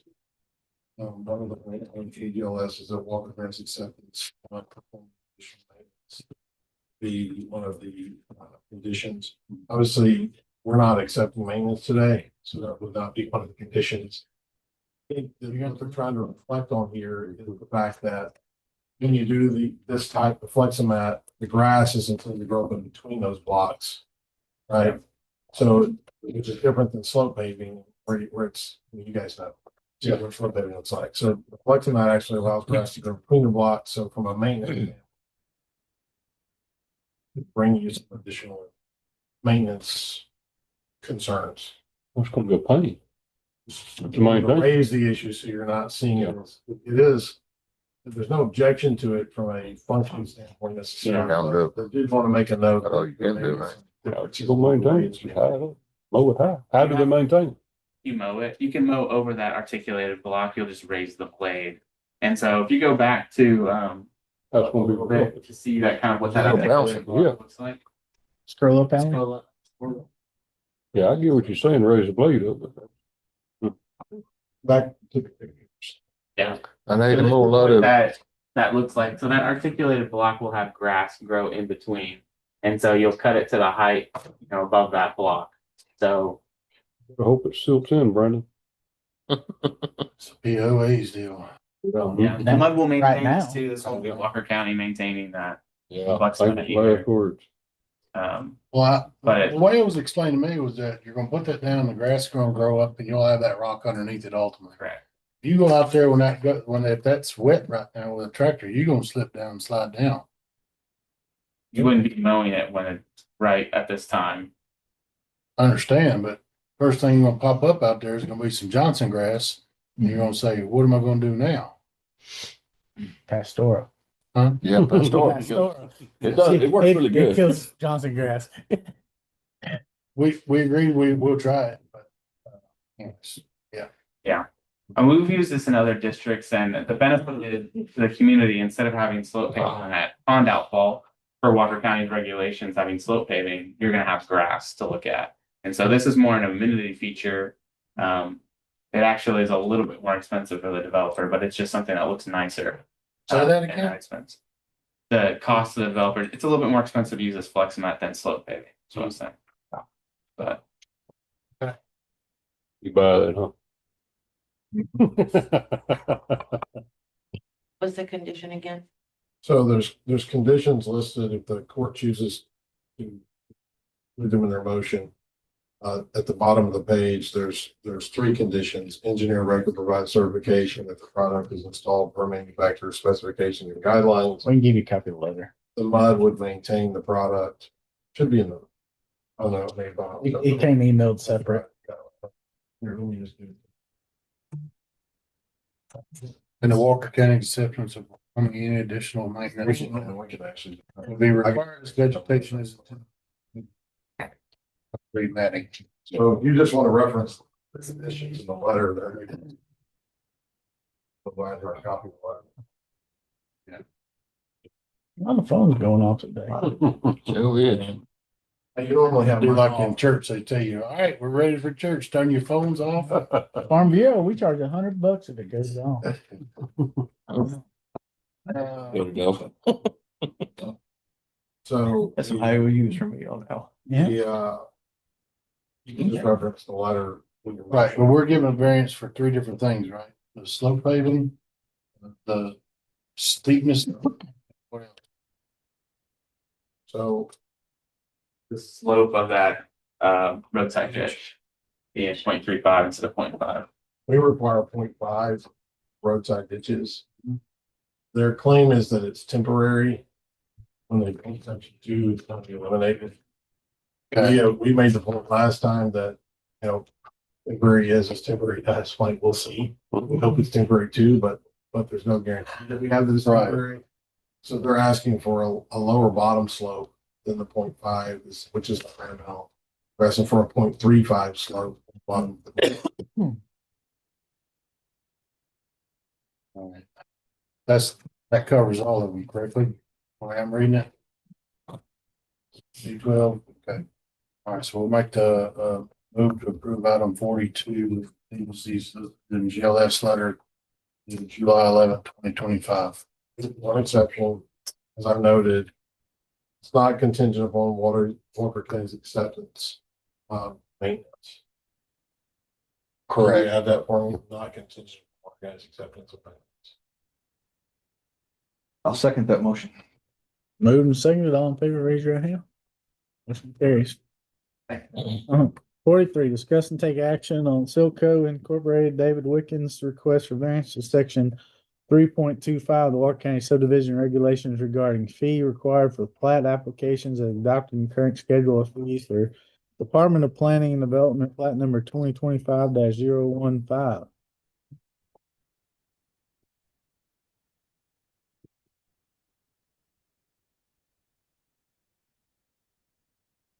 So essentially the request.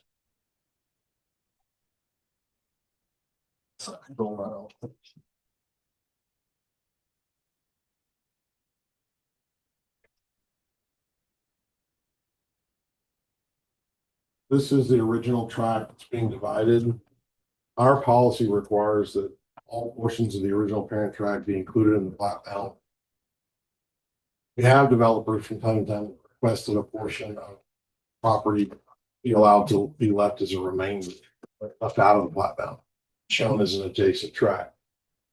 the particular remainder on this would be accessible through subdivision only. The request, the way we do our fee schedule is one of the add-ins to the fee is total acreage. The developer has submitted a check that includes the acreage inside the lotted boundaries, but left this out. Their intent is to come back and develop this, I believe, to come back and develop this later.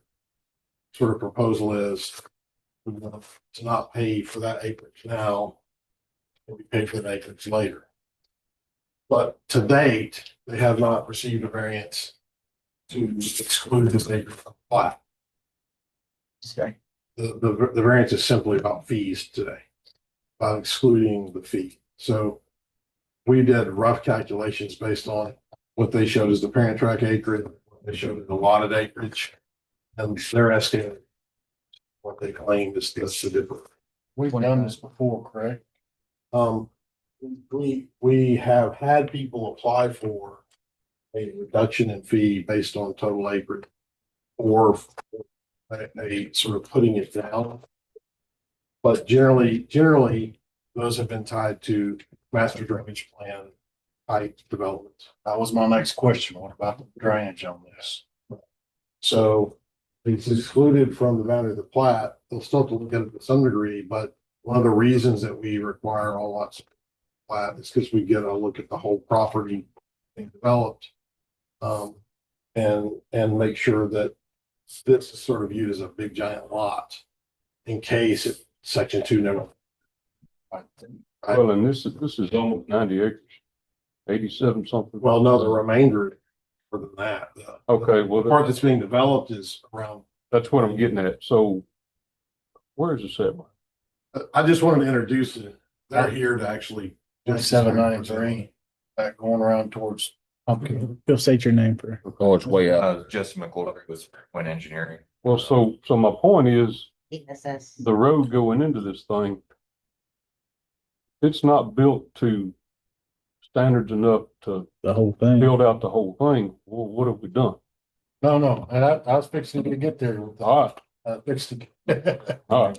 Morning, Commissioners. I just wanted to clarify a couple of things on this, and that is that there is a full plan in place for this to be built out in 3 sections. There's no planned extended delay between developing those sections. It is simply the exclusion so that they don't have to plat rather 130 acre approximately reserve as the current regulations read. So it is simply a matter of getting their finances in order for section 1, and then they will proceed with paying those fees according to the regulations for sections. So just for the court's information, the drainage study for the property, will you be doing it and submitting it along with section 1? Or are you going to submit that in pieces as you go? Well, given the way that the regulations state, generally speaking, it doesn't provide a provision for submitting things as overalls. Now, drainage is a bit of a somewhat of an exception in that, because we always do look at, even if we're only submitting one, depending on the topography, we may consider the other parts, if it's upstream and draining into what we're trying to design for section 1. So the short answer to that is that, yes, we are analyzing the entire tract to serve the first section. If a more in-depth study over all 3 sections is something that would be needed to have a level of confidence in order to move forward with this, and we consider that. Well, what about your well study?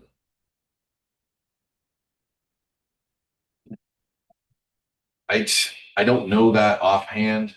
I believe that the well study would have had to have accounted for section 1 at the very least. I don't know if it counts for all 3. Yeah, what Kirkendall's getting at is you're going to have a well study on this for the amount of lots. You might as well do it for the whole thing. Right. Because they're not cheap. Right. And going back to what he said, I don't understand why we don't just do it all at once myself. You gotta pay me now, pay me later, right? But, Just the plating. right. Right. But the main entrance right here, you know, it's gotta accommodate all that.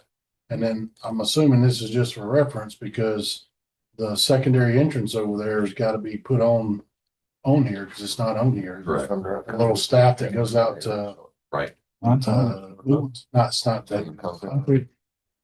Brian, maybe? Right.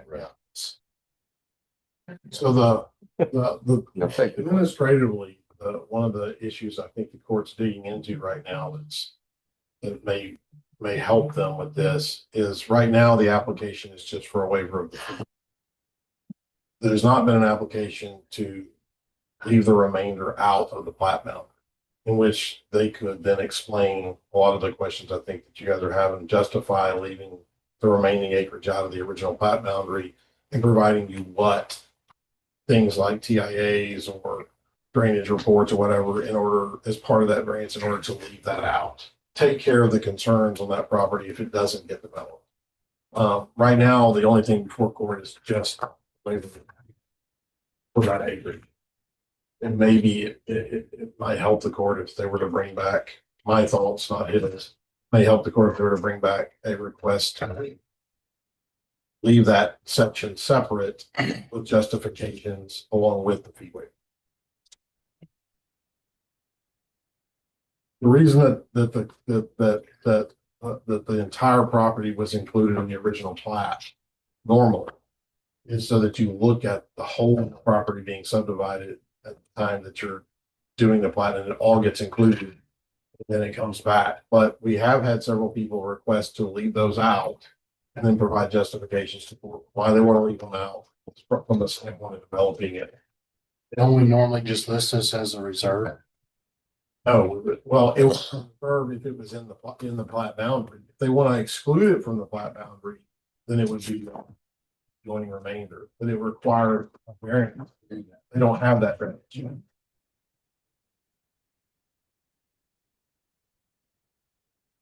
Where y'all at? I don't waive fees. Huh? I don't waive fees.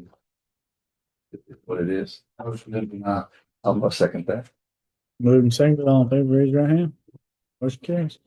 44, discuss and take action on Black Eye Property LLC request for variance to section 311 of the regulations for floodplain management of Walker County regarding restricted use of flood hazard area.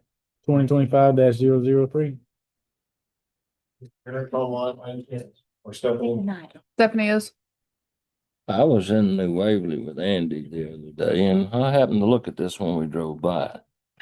It is a big hole in the ground. And I don't see no possible way to not do the study. Where's this one? You drive by there, This is. they got the driveway going in, and then all of a sudden it just drops straight down. Is there someone here for the owner? Or online? For the owner?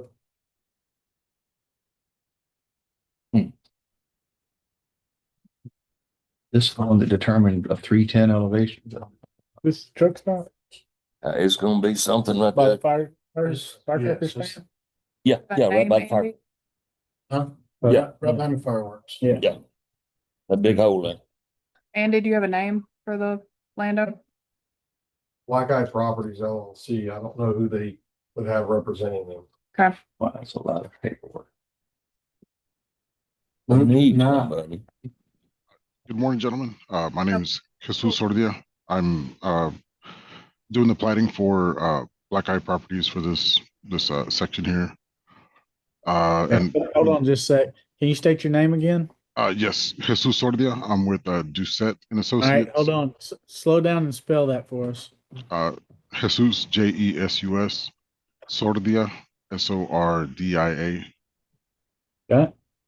Okay, go ahead. Thank you. Yes, sir.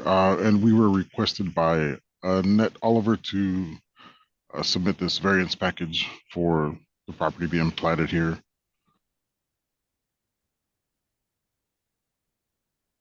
Previously, this property was just above 10 acres, and due to, I guess, the way the previous landowner sold the property, it shaved a little bit of what was on the east side.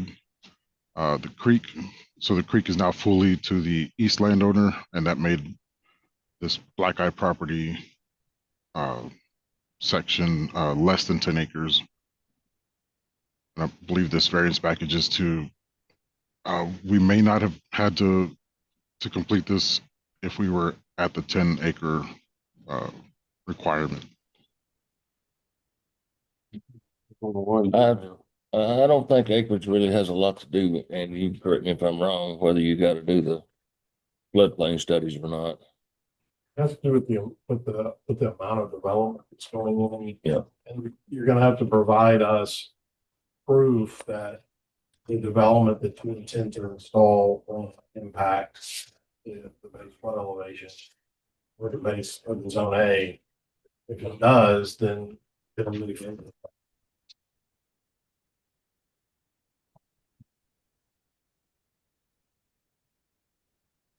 What do you think, Brandon? I know where I'm at on it. I made a motion. Yeah, there's already a motion on it. All right, I'll give you a second on that, because I looked at it the other day and I don't, it's a big hole to move it like that. Moved and seconded, all in favor, raise your hand. Motion carries. 45, discuss and take action on roof flare request for variance to section 11.1 of the Walker County subdivision regulations regarding minimum lot frontage, Walker CAD, property ID 19338, Williams O'Neill survey. Let's keep scrolling. Yes. Font size.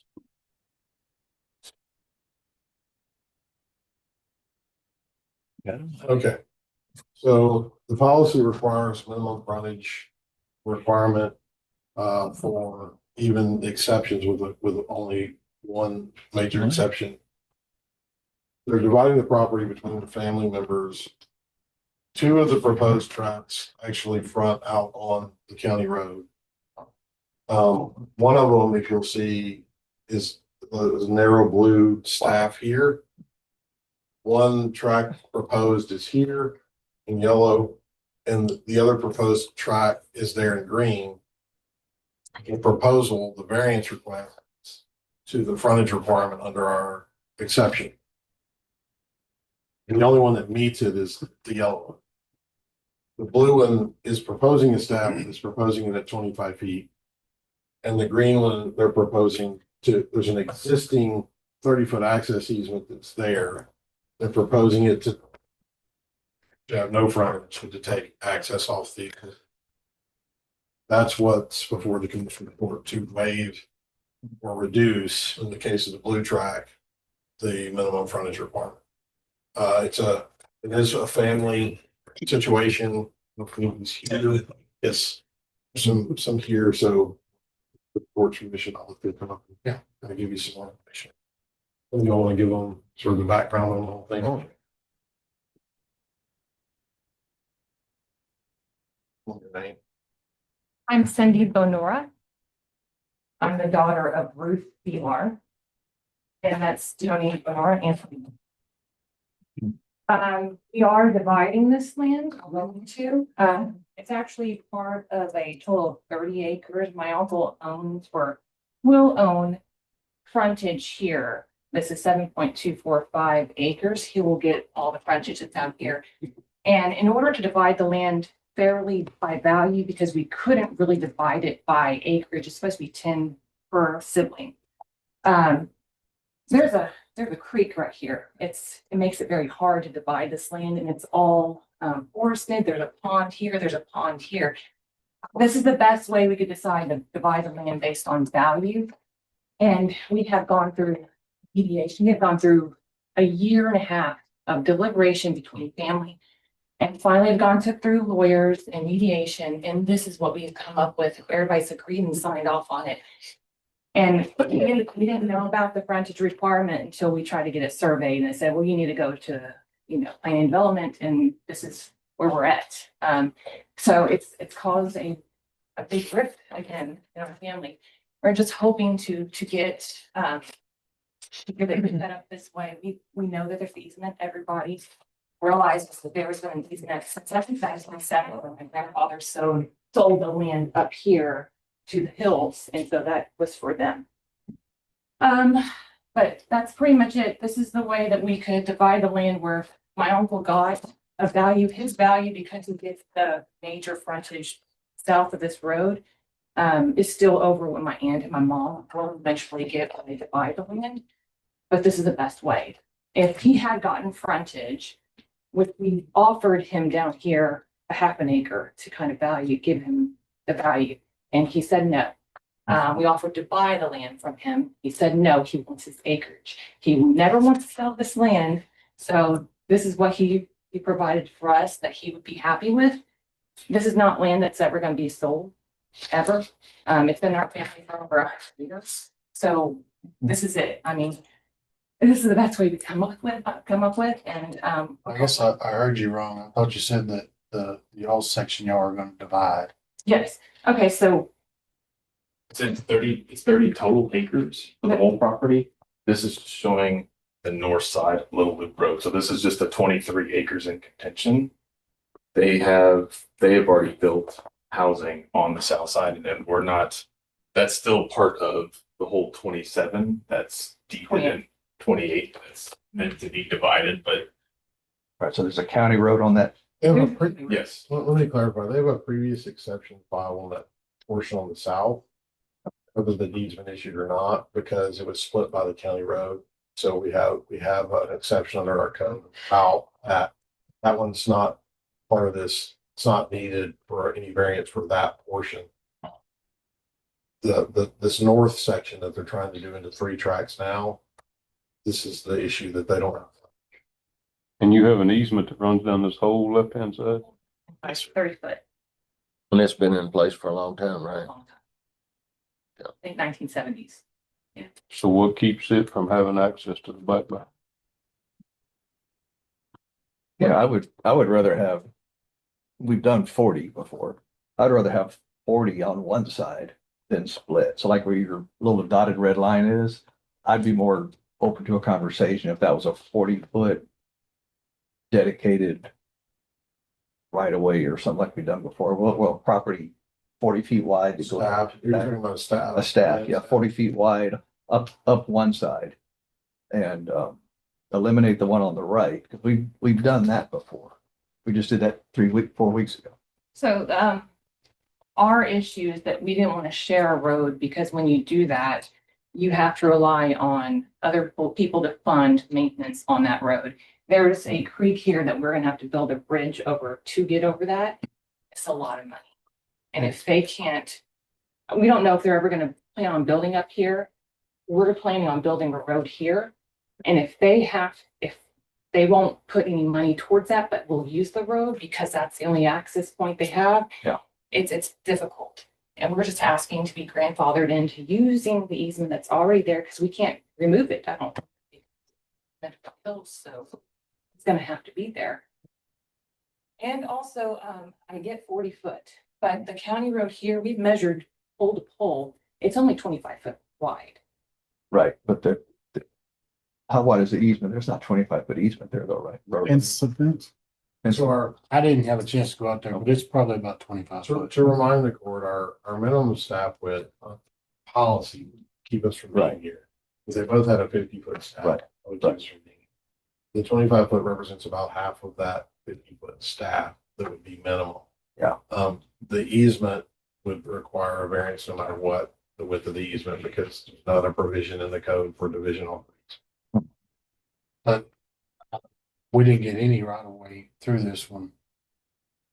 Normally, when we do this kind of stuff, they'll survey it out and give the county some right of way. We got for her 25 foot. That's it. No hope of ever getting anything else wider. Cause I'm assuming this property's, when you go in, where's it at? Exactly.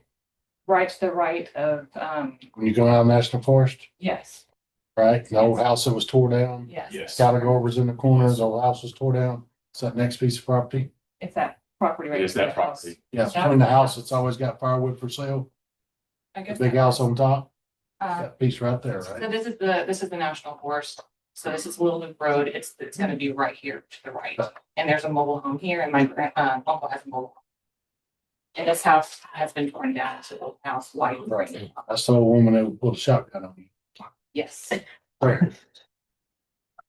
Crazy, yes. I'm not being mean, I'm just stating facts. At least we know you know your people. No, my right.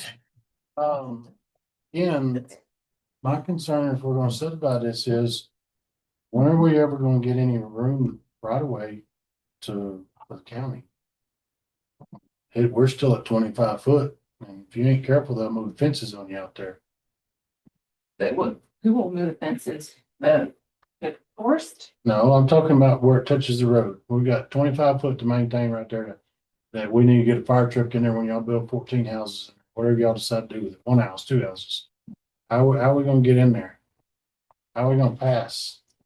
Well, Who has the yellow lot? Who's gonna get that? that'll be my aunt. Would you be open into a county easement if Brandon came out there to make that road wider? So that's the only contingency there is in separating all this, trying to keep the values there. Is if we, a 40-foot road there would be great, but then that eats into that acreage there for her, right? So we're trying to minimize that to where it makes the most sense so she can maintain as much acreage there. Need to get the uncle, need to get the uncle on the other side of the road, to give some an easement. Yeah. So to bring, if they were to have to, they were to go through the planning process. Currently, it would require the lot line to be set back. They're applying for an exception that doesn't have any kind of a setback requirement, but a voluntary right of way can be dedicated without moving the property line. The acreage wouldn't change. There would be a right of way over the top of it, but the acreage.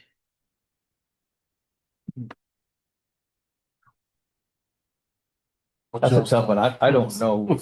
I mean, I'm Been a lot nicer if somebody bought somebody out. Yeah, I'm sympathetic to your plight, but we gotta be, I mean, you say it's, it's been in proper, in your hands for 100 years. We have to assume it's gonna be sold next Wednesday. That's where we have to live in. It's got a 3-acre tract in the very back of this. That's the first one that's gonna get sold. So, well, yeah, that was the one thing that we offered during the mediation is why not have, if we had to have a dedicated road to go back there, and that was off the table for that party, because they didn't want to get from here to here, I think it's an acre and a half It's an acre and a half. of road there, and that would. Well, you could run a 40-foot staff all the way to the back, and he could keep using his easement. The 40-foot staff on the right is just on a piece of paper, makes it legit. He can still keep going in. I mean, that's something you guys have to work out, but this doesn't, the 25 foot, that can't happen for us, because next week, somebody else is gonna be in here. Oh, we need 25 feet, just like y'all did 2 weeks ago. And we had to be able to say yes to them, but we say yes to y'all. So that's the scary part for us. The fact that most of that land here is 25 foot. And it just, now that we're dividing it, we get 40, we have to do 40. Because we're, I mean, even though the county road is 25 foot, it just. I'd like to see us add 15 feet across the front on your side. I think that would be a fair ask in exchange for a 40-foot staff that's even 10 feet below what we would normally ask for a staff. Those two together gets me a yes vote all the way to the green one on the east side. I think anything less than that, I just have to say, I can't support it. It's just going to be a mess for the next guy that brings this picture and shows it to us, reminds us what we did. And how come we can't do it for him? Where you at, Brandon? Is 40 the minimum? It's the minimum, like even 35, nothing like that. And we've done 50 is the minimum. 50 is actually, So that's the very right. So variance gets you to 40. yeah, we've with done a exception. couple of 40s. So that's the reason it's even a conversation, is because we did one just a couple of weeks ago on the same kind of situation. Very limited access to the back, and they're trying to get something straightened up. So How does the easement on the left, you say it crosses a creek in there? Does it not cross on the other side? It goes all the way across. Yeah. So you're gonna have to build a creek crossing to get to y'all's piece of property. But you have one on the left-hand side. No. Not currently, no. It's there on paper, I believe. Yeah, so the people bought the land, they don't go to that land? I've never seen a road going back along that You're correct. red line, correct? Never. And if you go around here to Little Road, actual Little Road, there's a $15,000 culvert laying there. Yes. That's pretty new, yeah. That's what you're gonna have to have. Yes. So, that was that tank car we bought a couple weeks ago, a couple quarters ago. Yeah. I don't know. Yeah, putting the 40-foot staff in makes the 3 lots legit, whether you make that a driveway or not, it'll be up to you guys. If you want, if I want to keep going up the left side, we really don't care, but we gotta have something on a piece of paper that says this is legal access to that property. So the way to get this to move forward would be 40 on the left and 40 on the right. I think just 40 on the right, all the way to the back, On the left. or 40 on the left, all the way to the back. Yeah, all the way. We've already got an easement there. Yeah. Well, the easement's already there, and that's what the guy in the back wants to use. So what? I mean, you've got to put a 40-foot You wouldn't have. one side or the other. Just for clarity's sake, you don't have an objection to them leaving the 25-foot on the right, as long as they add a 40-foot on the left. No, they can't have any 25-foot. No. What I'm saying is, if the track had 2.2 staffs, if they wanted to Yeah, 40 foot all the way up to to the left. keep to 25 to build their driveway on it, they could work that deal. If they had an additional staff on the other side that met your requirements, you don't have an objection to having the additional. No, that gets me there. As long as they got 40 As long as feet. you Make got the 40 easement foot on the 40 whole foot. left-hand side. is what Bill said.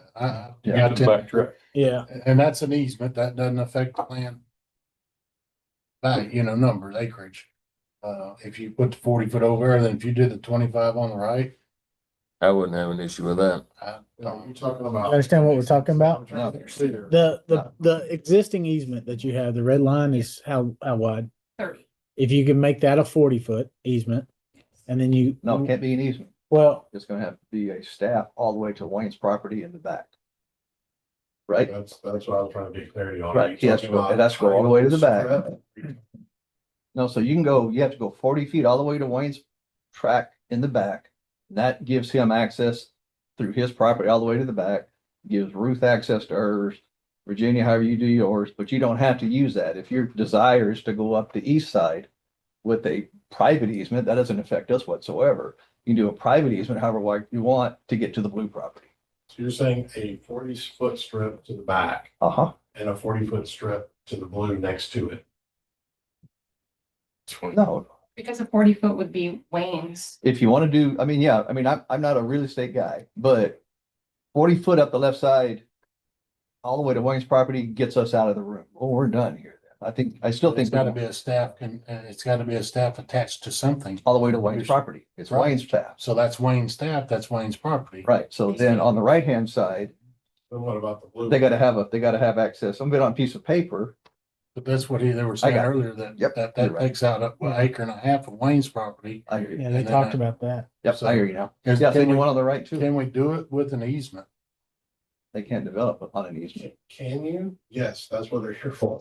If Yeah. you grant the variance, then you can. Can we But render under variance and it's 40 foot? code, no, under I don't- code, no, it's not division off. I think, Yeah, you can grant a variance to allow them to divide off. I think it's 40 feet on both sides then. And they can choose whether you want to go up the one on the left side.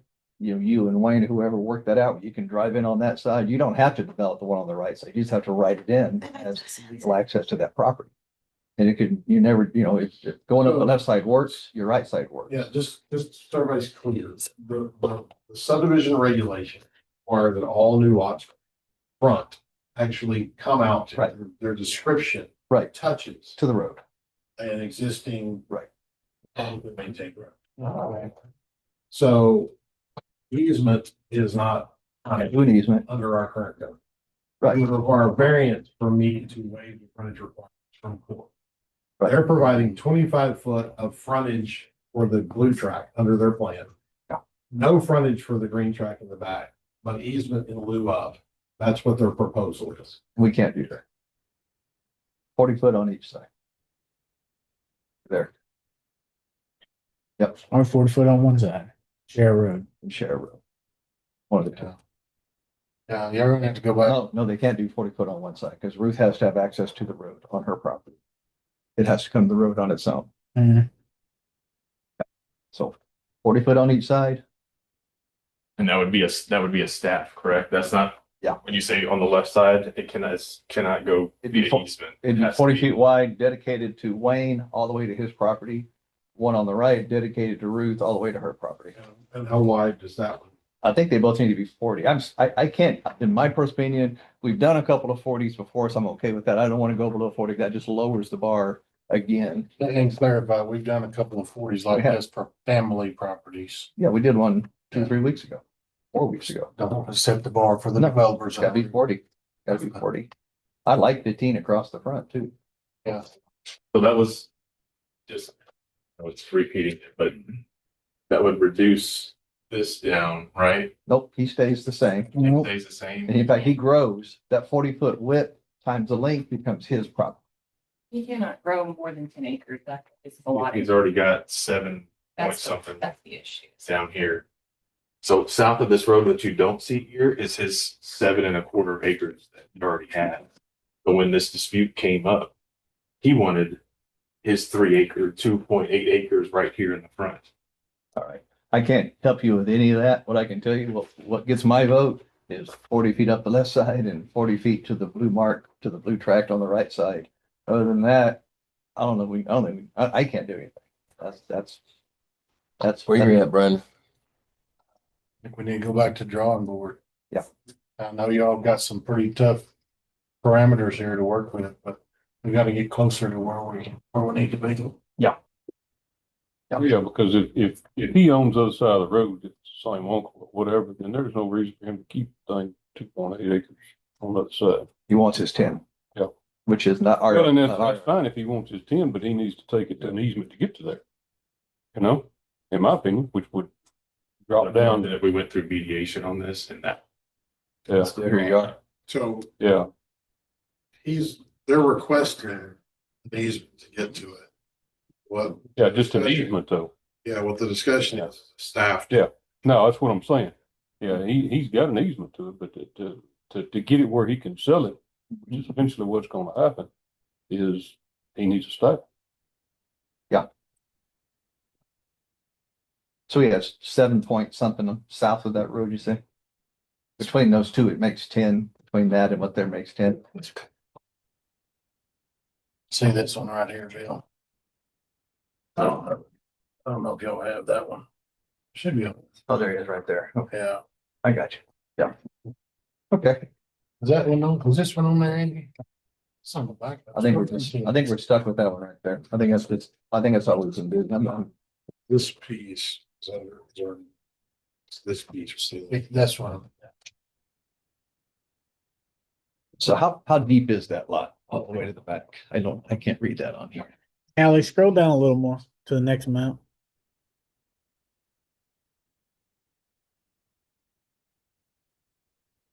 Map you want, Brandon? Keep on going. There you go. Right here. Yep. Okay. See, there's the other property across the street. The south side, the 5.25. Yeah, that his daughter has the 2 Yeah. acres. Okay. This is, miles down the road. Yeah. So so that long property line back to Uncle Wayne's property is 0.36 of a mile. Is that what it is? Like that. 1900, you think? It's 1900. 40 equals 43, 560. Okay, that's 1.7 acres then to do a 40-foot staff all the way up to the back. And they're trying to get to a 2 point, was the acreage? 2.86. 2.8. So it's in almost. So it gets 1 it's acre. in more than half. Okay. What about running the line this way? Instead of this way? Run your line up and down instead of sideways on the split. Like then they come way deep. Yeah. Well, then you just move it over. Get a long Well, skinny the good track. thing is y'all, you go back to mediation, go back to the drawing board or whatever, at least you've got some. Yeah. Understanding of where the county is with our regulations to say, hey, I know you want this, that, or the other, but the county's, here's what the county's offering. And 40 foot is offer less than our normal 50-foot flag lots, because 50 foot's our minimum requirement. I mean, then there are. I mean, everybody's It's down the road and down the road. Eventually, they're not gonna have to deal with it. So right now, they have their homestead in this property right here. So the more that they can just kick the can down the road, they're fine up there. But Ruth and Jenny have been wanting to proceed with putting property in the land, but a smart decision is to have that divided up before they go and make that type of investment. They've already put it over there and not deed it to his portion, so he's got no motivation to really sign off in case. It's not part of the estate. But there's other ways to draw this. Part of the state, but he's got his, went ahead and built his property up and everything before we were able to get out there and get started. It's in all three of them. Right, Like y'all got a third of a home. clear the two issues. If they came in and requested a permit, Take it away. an owner to build something on here, it's not that we're trying to turn them down for that. But his point is, they don't want to invest those money in property that they don't own outright. Yeah, no, I get it, which is what the uncle done. Yeah. I mean, Yeah, so you have, I mean, legally you have a, well, I'm not. I know, I know we thought about Yeah. that, but we don't want to go down that road. Yeah, no, I agree. Created so much contention. Yeah, We don't want it's family, man. Get used to it. well, I mean, the other two properties, the I other two understand. properties don't contest the reduction and don't object to his addition, then it's a done deal. Then it's 40 feet wide on each side. The base property, the second property, they lose 40 feet on each side. He gains 1.7, but you can stamp this thing as closed, or you can just keep fighting it out, but that's what fixes it. It's a 2-to-1 vote. Whatever. There you go. Well, and he has an opportunity to sell the tract because with just an easement to it, he has no way to develop it. It's just a piece of property. Right. So it really has no value. I mean, it has a value, but it doesn't have what it would if it actually had a staff to it. That's why we were surprised that they signed that on immediately. Well, unfortunately, like you said, I hate y'all got that far into it and realized repercussions. If you don't. Yeah. So that's right, man. I think when I think that either pass on this, Brandon, and with our guidance that we would entertain a 40-foot staff on each side. That's our resolution. Either one. So it's just passed. Yeah. Got opportunity to bring it back. Yep. Thank you for your time. Thank you. Good luck. Information Good luck. very Y'all helpful. gonna need it. All right, pass on 45. 46, discuss take action on Eubanks Family Living Trust, Joseph Samuel Eubanks Jr. request for variance to section 3.1, 3.11. The Walker County subdivision regulations regarding general requirements for plat applications, review and approval.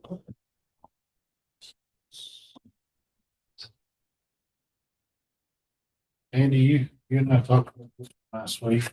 Sure a lot going on down south on Daddy's Court, isn't it? Yeah. Brian gonna know everybody along.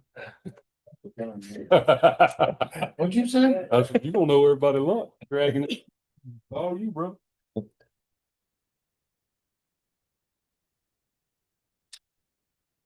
So the variance request is that there's some conditions considered under the request, but trying to buy the property.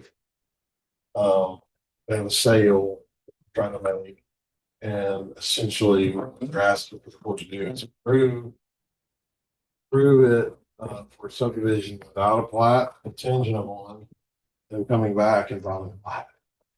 So if you'll go to the actual variance request. Scroll up. That one y'all come up and. You say scroll up or? Yeah.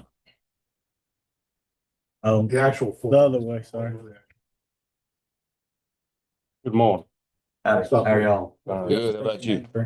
Walker. Powell, POW.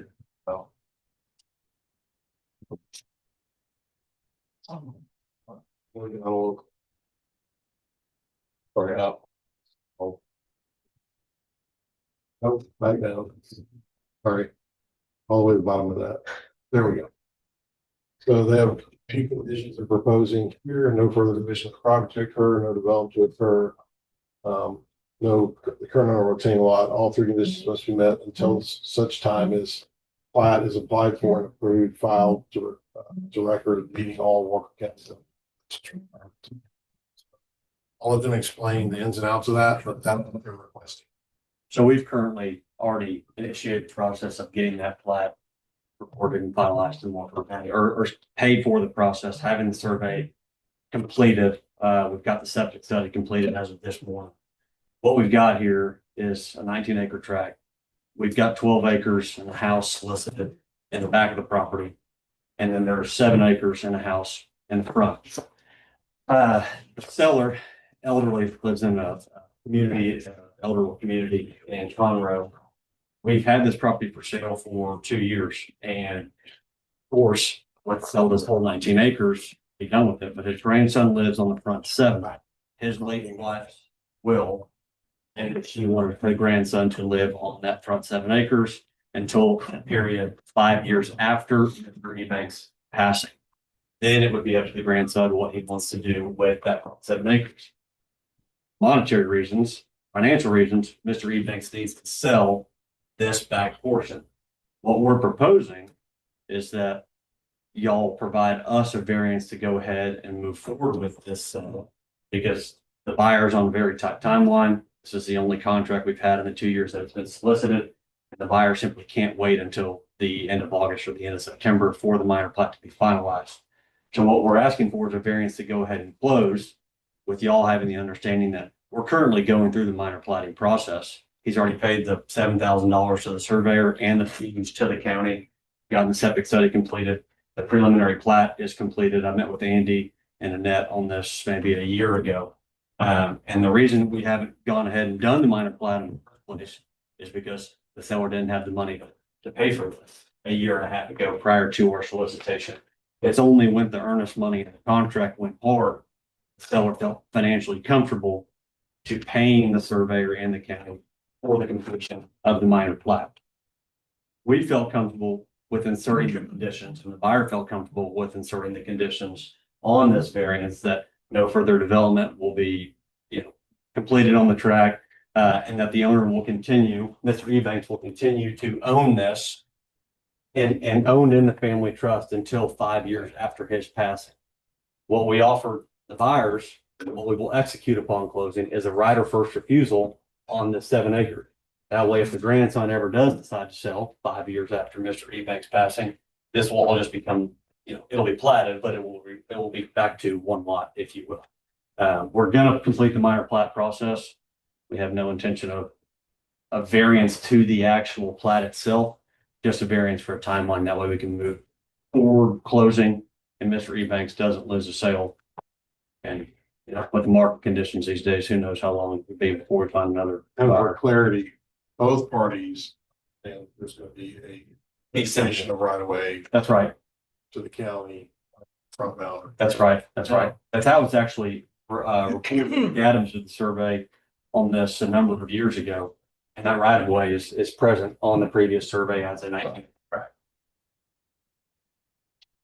The driveway's not where you got it laid out. No, sir. So in order to divide it, per the last discussion that y'all just had, Walker County subdivision regulations are 50 feet. So we're honoring that 50 feet. There's a fence line that runs along the correct boundary right here. And there is more than plenty of room to come with the staff. We don't have the 125 feet based on how his late wife wanted this to be done. So per Andy's recommendation, we've created a 50-foot staff. This is the existing driveway. The code's requirement. Yeah, well, the code's requirement. Yeah. But this is the existing driveway that they'll utilize for the time being. But what they're ultimately going to do once the minor plat process is completed, they're going to build a barn and build and construct a road. There's a house back there now. There is a house. Yeah, it's a big house back there. I know it's kind of far away. This dash thing is represented in the middle is an access easement. Correct. But the staff is here. There's a house that was built a long time ago.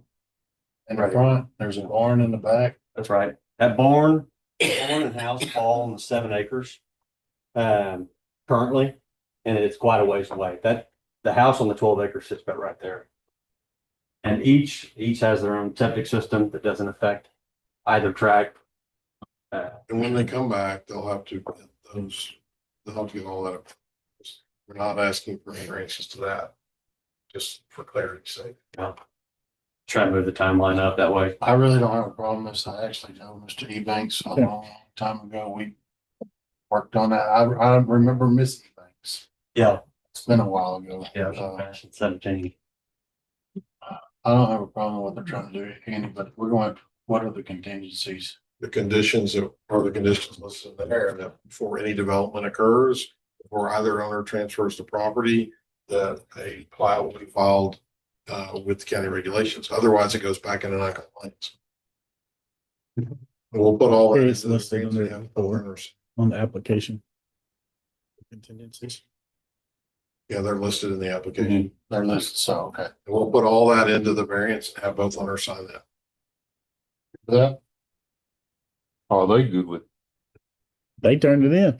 Yeah, I get, but you one's got to live up to it. If not, it's gonna be filed. That's fine. All parties have full intent of doing it. All we're trying to do is move the timeline up. We're not trying to change the regulations at all. Just make it to where Mr. Ebanks is taken care of financially and he can continue to set up his estate and the buyers can go ahead and get in. The one additional thing is, what's the time period in which it's going to take you to get this done?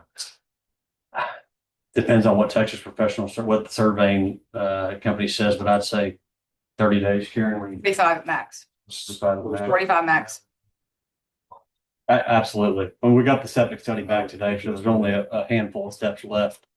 I would say And the buyers are anxious to start building, so yeah. so we're gonna So move for the approval, contingent on contingencies being met. contingent on the contingencies are met within the variance report, variance request. Within 4 months. And we're gonna have a time limit on it. Variance limit good for 6 months. Well, last year. We all know. hard rules, man. It's just, it's rained for a month, so. Oh, yeah, I know. That's my motion. You're waiting on a server too, so I'll give you a second. Moving second, all in favor, raise your hand. Motion Good carried. luck. 47, discuss take action on Texas Legend Enterprises Jimmy Henry request for a 1-year extension of permit 2023-0157. Permit, we have approval, but they haven't started construction yet. They're asking for a 12 months extension. I make. Is his other extension up? I thought we did one already. I believe you have that one. We did do one out there. We did do one. Expired. Yeah, we did one extension for him. Y'all remember he had all that trouble with the TCEQ on the septic and kept pushing it back and then ended up having to completely redesign the whole project and stuff like that. So I got no issues with 1 more year on it. So my motion to approve 47. Second. Moving second, all in favor, raise your hand.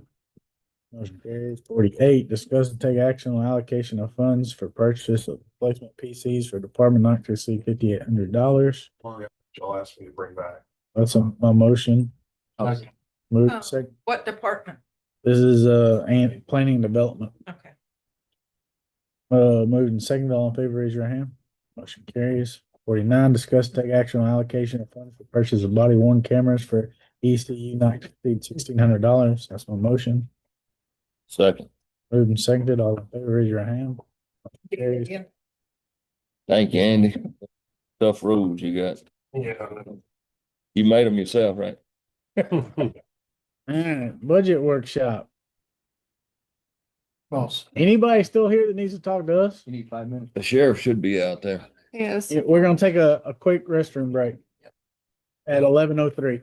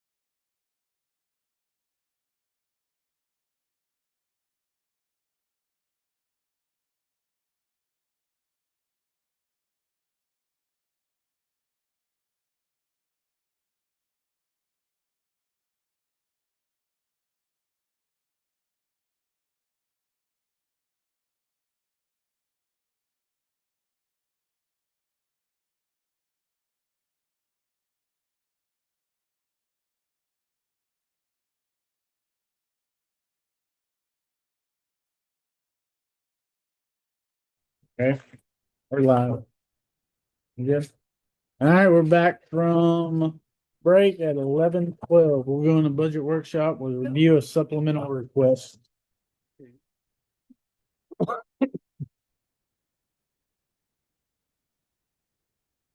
So the package you have before you is a pretty detailed summary of what the budget looked like based on the consensus that had been reached at the last meeting. So page one, basically starts with the supplemental request. It includes the 2.5 plus the $513 increase for the employees. And then the first column, if you see numbers in the first two columns, these are things that were in the original request that basically at this point are not included. If they're shadow green, those are the ones that the court told the school head purchased this year, and that's the one you can see. The ones in black are the ones that were requested that were not in the consensus. So just first blue you see in the word column, adjustments related to moving non-vacated law enforcement positions back to market. That number, just wanted to kind of point that out to you. The Tri-County that's showing in blue, this 56,000 was moved to contingency, pending Tri-County coming back with a contract that would use the opioid funds. I did talk to them. They're gonna come and meet and see what all they can do, and then start working on maybe some of those grants. Patricia, can I hold you up 1 second? Absolutely. I talked to the sheriff early this morning, and he has to be out of town in a little while. Can we let him talk? Sheriff, you want to come up? I know he has to be gone here in a little while, so. Go to jail proposed positions, so we'll. Yes. At this point, the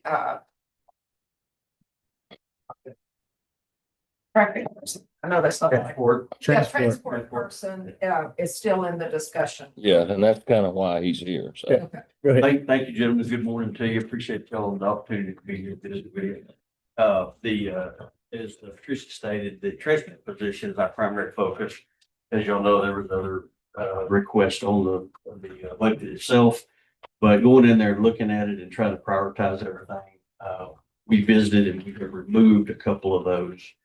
The transport position itself is something that I have actually held off from probably 22 to 23 time period, because I said, oh, we just got to push through it. We got to push through it. We need to make it happen. But we're now at a point where I really can't do that anymore, because what it's starting to do is pull from either patrol or somebody regarding bailiffing or whatever the case may be. And so, as y'all know, it shortens our number of officers that are working our districts, increases our overtime, our response time, 911 response time and it slowed way up as well. So from many aspects, it actually affects us. If we are fortunate enough to get the transport position, that we have a certified peace officer that is actually, he actually works he works transport officer more so, but he also works in the jail. But if we're fortunate enough to be able to move him from the split duties to a full-time transport, it will open up a position in the jail. In essence, we will actually gain 2 positions for the price of 1. Sheriff, I think some of the guys was asking, maybe John brought it up before, the releases from TDC. Can you kind of explain why y'all pick them up? Yes, sir. A lot of times what happens is TDC does not give a lot of time on the release of the inmates. So other counties in the state of Texas, they'll call and go, hey, we just got notified so-and-so is going to get out of the penitentiary regarding such and such. There's no way we can get there. Well, a lot of those are serious offenses. I mean, it might be for sex offense, it might be for murder of residence, it may be for whatever the case may be.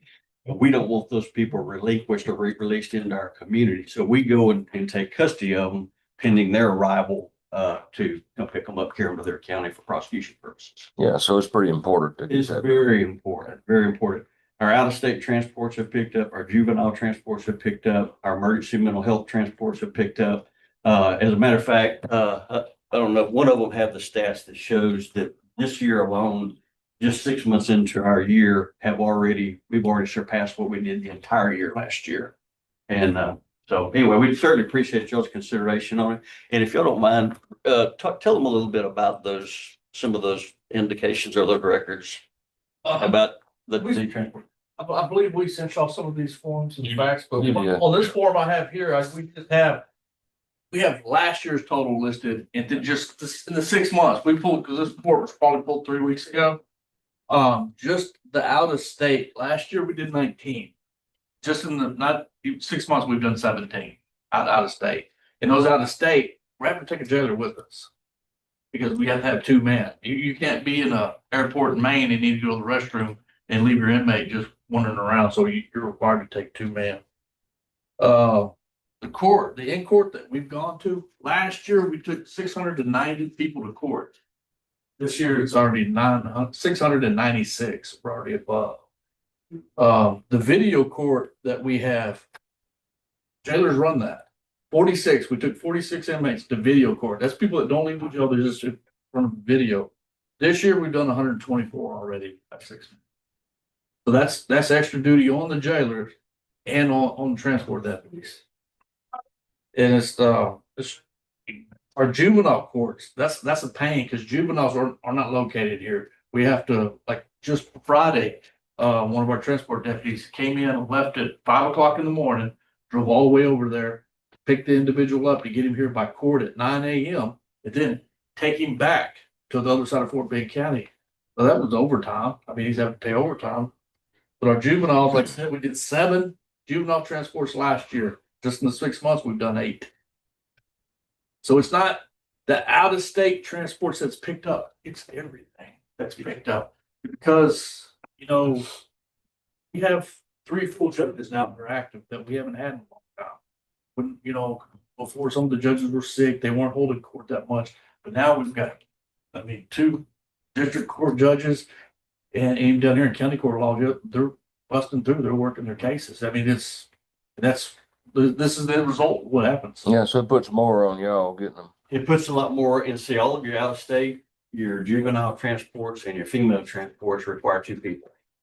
So you're tying up 2 staff, just go do that. So in addition to having that responsibility, you got 3 additional courts that are more active. You've got out of county agencies that are calling, hey, we need you to do this and that. So that we're not turning them from our community when they've actually got a warrant for them. Because TDC, the deal is they can't retain them. Even if there's a warrant outstanding, they can't retain them. So we have to go get them. And one of the things I know y'all mentioned about hiring a private transport company, which would be nice, but that's out of state. The out of state transport, that's not our biggest burden. Our biggest burden is all the other stuff we're having to do. But we did looking at that out of state. And just talking to the 3 different big transport companies, the ones that were actually talking to us and give us a price, going to Oklahoma, they would want to charge us $1,200. I mean, not Oklahoma, El Paso, because we go to El Paso often. We figured it probably cost us about $325, $375 to send. Just it costed the county, not the staffing. But it's better than $1,200 because we go to El Paso often. Oklahoma City was $800 from a private transport company. We do that in a day. 2 individuals drive up there and they drive back. And we go to Oklahoma. And one of the things I started noticing too is other agencies that are our size or larger don't use private transport companies. And it's what I think, I don't remember how I talked to Montgomery County, said it's just not cost efficient. Most of the agencies that use these private transport companies only maybe have 2 or 3 out-of-state transports, and they don't have people that like us that have officers that have to go to the flight school to fly armed to do all the training, and they don't do that many. Those of us that do a lot of out-of-state transports, it's not cost efficient. One of the other benefits that we have, we believe it to be, of course, as the demand picks up, everything else picks up. But from an overtime perspective, when you're paying somebody straight time, it's one thing, but when you're paying that person time and a half, it costs us more in general. We feel like that it will help reduce the overtime somewhat. But the only problem with that is, you know, as you can see, we've already done more in 6 months of this year than we did the entire year before. And it's continuing to increase. And it's one of the things I can honestly tell you as an administrator, when I looked at the figures in the beginning and we talked about our budget, put everything together, I'm like, you know, guys, we can get by with, let's make it happen. Let's do it without requesting it. We're now to a point where the responsibility itself has increased enough to where I go, okay, I understand we got to have it. You have any more questions? I appreciate you, Sheriff. Thank you, gentlemen. Appreciate y'all. Be hard, y'all. Be careful. Be safe on your trip. Thank you, sir. Appreciate it. Go ahead, Ms. Allen.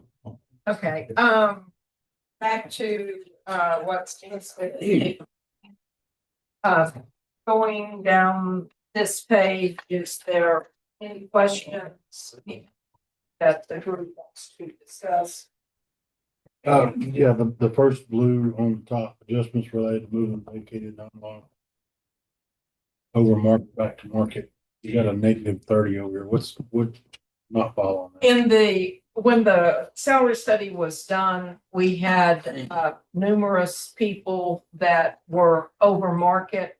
The decision that was made by court was to not cut any employees' salaries, but that when those positions were vacated, they would be budgeted at market. Law enforcement was discussed, and that really was not something the court wanted for law enforcement, because the positions that were over market, that gave kind of a pathway within the law enforcement, your jail, your sheriffs, your EMS, so that they got to keep their positions over market, and then they could move someone in those positions. So this was basically, we've had quite a few people that have left or promoted or whatever, so that money was freed up. I didn't remember that conversation. All right, so going to page 4. You see that 25,000, it's in blue. That amount of money was moved into contingency. And you see the greens that were recommended for funding this year. Then the next thing we get down to is county court at law. There was legislation passed this year that gave district courts and county court of law judges a pay increase. And basically, the county court at law receives the minimum salaries based on years of service, plus the same minus $1,000, plus the same supplement that the district courts receive from all the counties in their district. So as of right now, we really don't know the actual amount of salary. We do know that if all the judges got the maximum supplement, the county court at law salary could not exceed $199,000. So we budgeted at the $199,000 figure.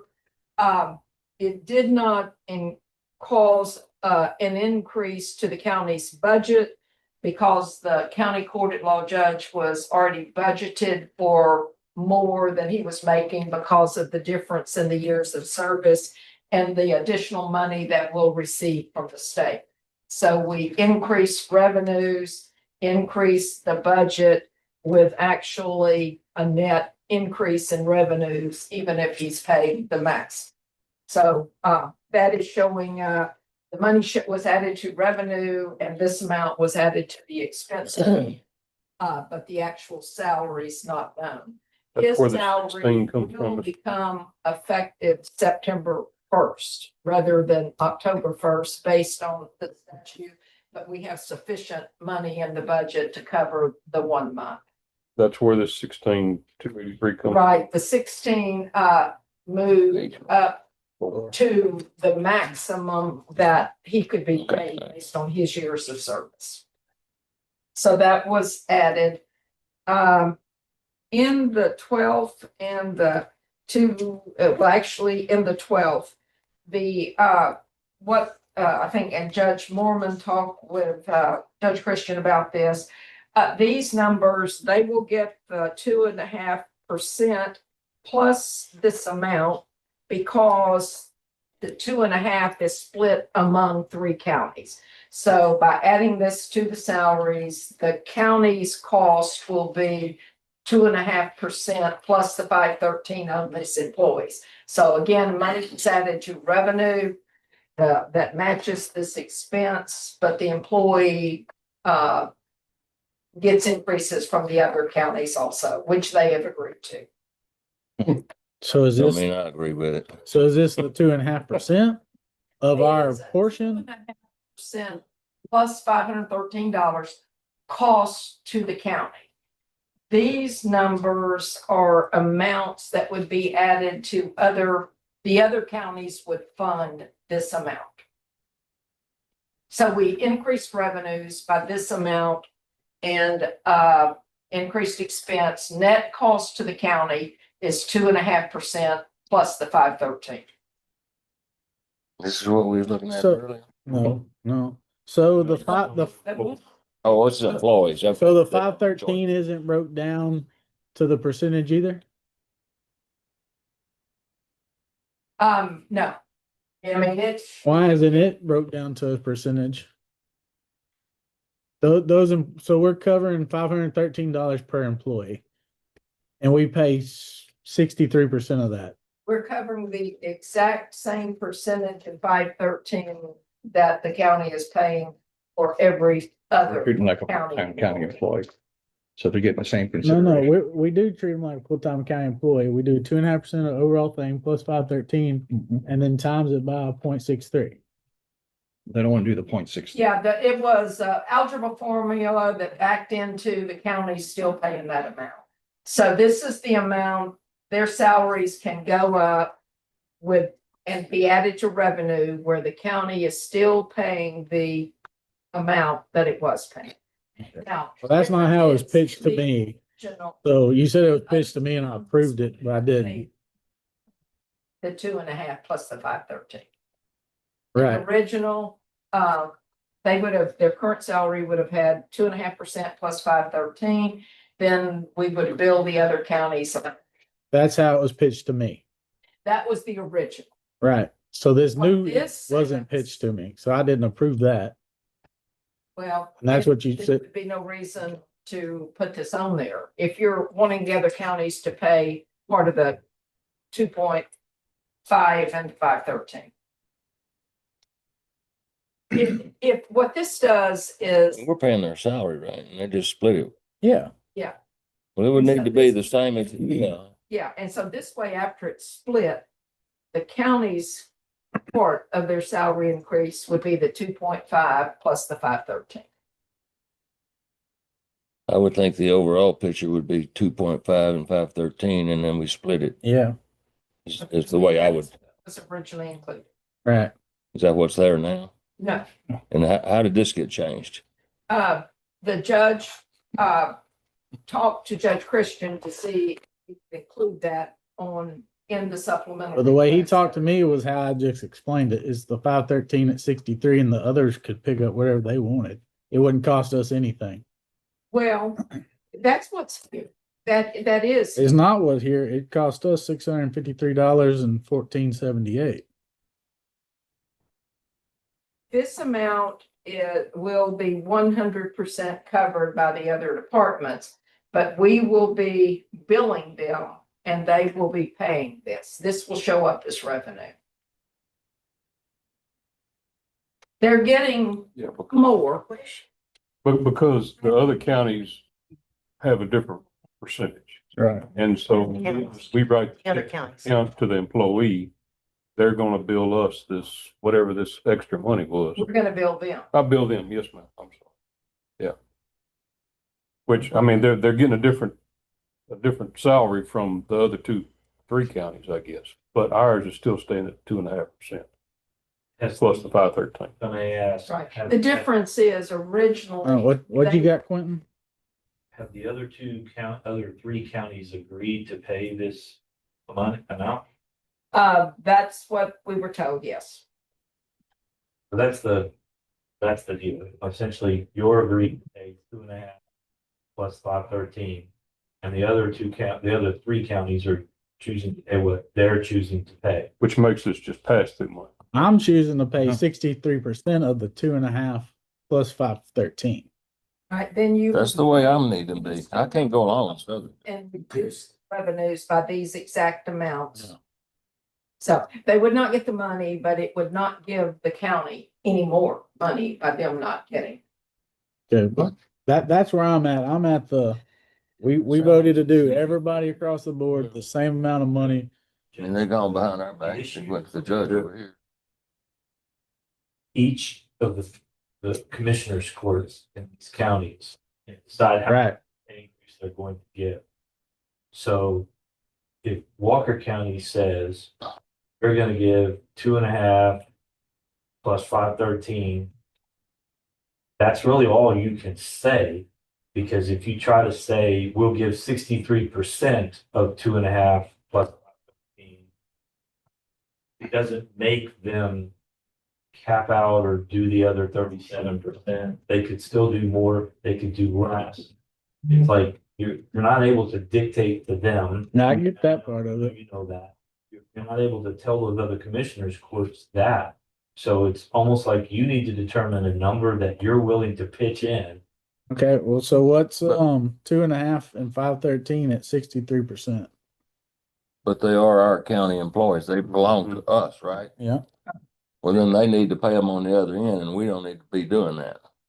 You know, I mean, that's the way I look at it. They're paid through Walker. They are a Walker County employee. And by statute, each of the participating counties pay an amount based on a calculation. So they're taking our employee and we're splitting the salary that we give them. Basically should be split, is the way I look at it. Now, it may not be that way, but it's bullshit to be this other way. They give more than what we do, you know, I mean. I guess the issue for me is that while they're Walker County employees, because they work in a judicial district that covers more than one county, those other commissioners' courts can determine how much they're willing to give or not give in terms of a salary increase. So it's. Well, then, they, you know, basically we don't have to let them go over. They're our employees. They're in fact de facto county employees of the other two counties that each district court is in. I've not thought, y'all made this way too damn complicated. It's a freaking. Well, I'm gonna tell you, it's bullshit. 1653 and the 1478. It should have been handled right over here on the first page in the 2.5 and the 513. Then write a check on that. Right, this to me looks like it's just another increase. They'll reimburse. Madison, Grimes, and Leon County will reimburse the county that money. I mean, like Quentin said, we can't control what the other courts do. You know, if they decide to give them about 4% or 10%, but as long as we're getting reimbursed for it, I'm fine. So why isn't it on the 278? She was not willing Oh, to ask the other counties to pay. But they both cover. Madison County, they both cover Madison. Cover one of them, Madison. Yeah, which that I didn't know that till today, so that doesn't really make no sense to me. Well, you do one and not the other when you got Yeah, I don't either. that employee going to the same place. So can we not figure out what Madison and Leon counties doing to theirs? Oh yeah, all that takes is a phone call. The judges have to give a budget to the counties. And Judge Sorensen was not going to include that in the budget she gave them. So she made that choice. Judge Mormon was including that in the budget he gave to the other counties. Was the difference. Well, just because I don't agree with Well, it. it's kind of doesn't like mean those nothing. orders we took earlier, so. Mhm. On No, we didn't, 5%. we didn't receive We that. didn't receive them, but yeah, I still gotta go have that conversation. It is different. I'll bring this This conversation up too and let them it is- re-explain it to me. Makes this decision. The judges do not set these salaries, the court does. But I mean, it would be a good conversation between Madison County and you.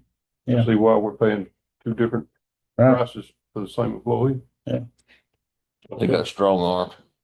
I'll call Leon, I'll call Ryder and Joe over in Grimes County too. See what they're doing. When you are ready, I'd like to address. Sure. Finish this first. Okay.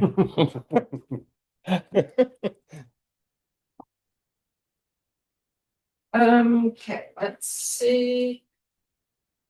Okay, so it's all on that page. Page 5.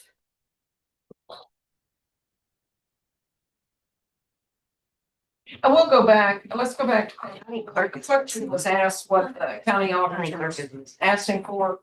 I'm asking for the reallocation within the departments that makes the assistant auditor fours who were not at market, they're moving to market with the difference between the below market and the market funded by reduction within the operating budget. So it's zero cost to the county.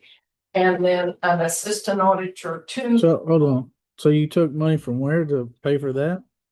The contracted service within the county auditor budget. So money moved from operations to salaries. But we added 3,000 to your operation here too. That is the countywide software. It's in a different department. It's in the financial software budget. They're two different budget items, two different departments. Okay. And then I asked for an assistant auditor 2 to go to an assistant auditor 3 at below market and move 2,000 overtime to that budget.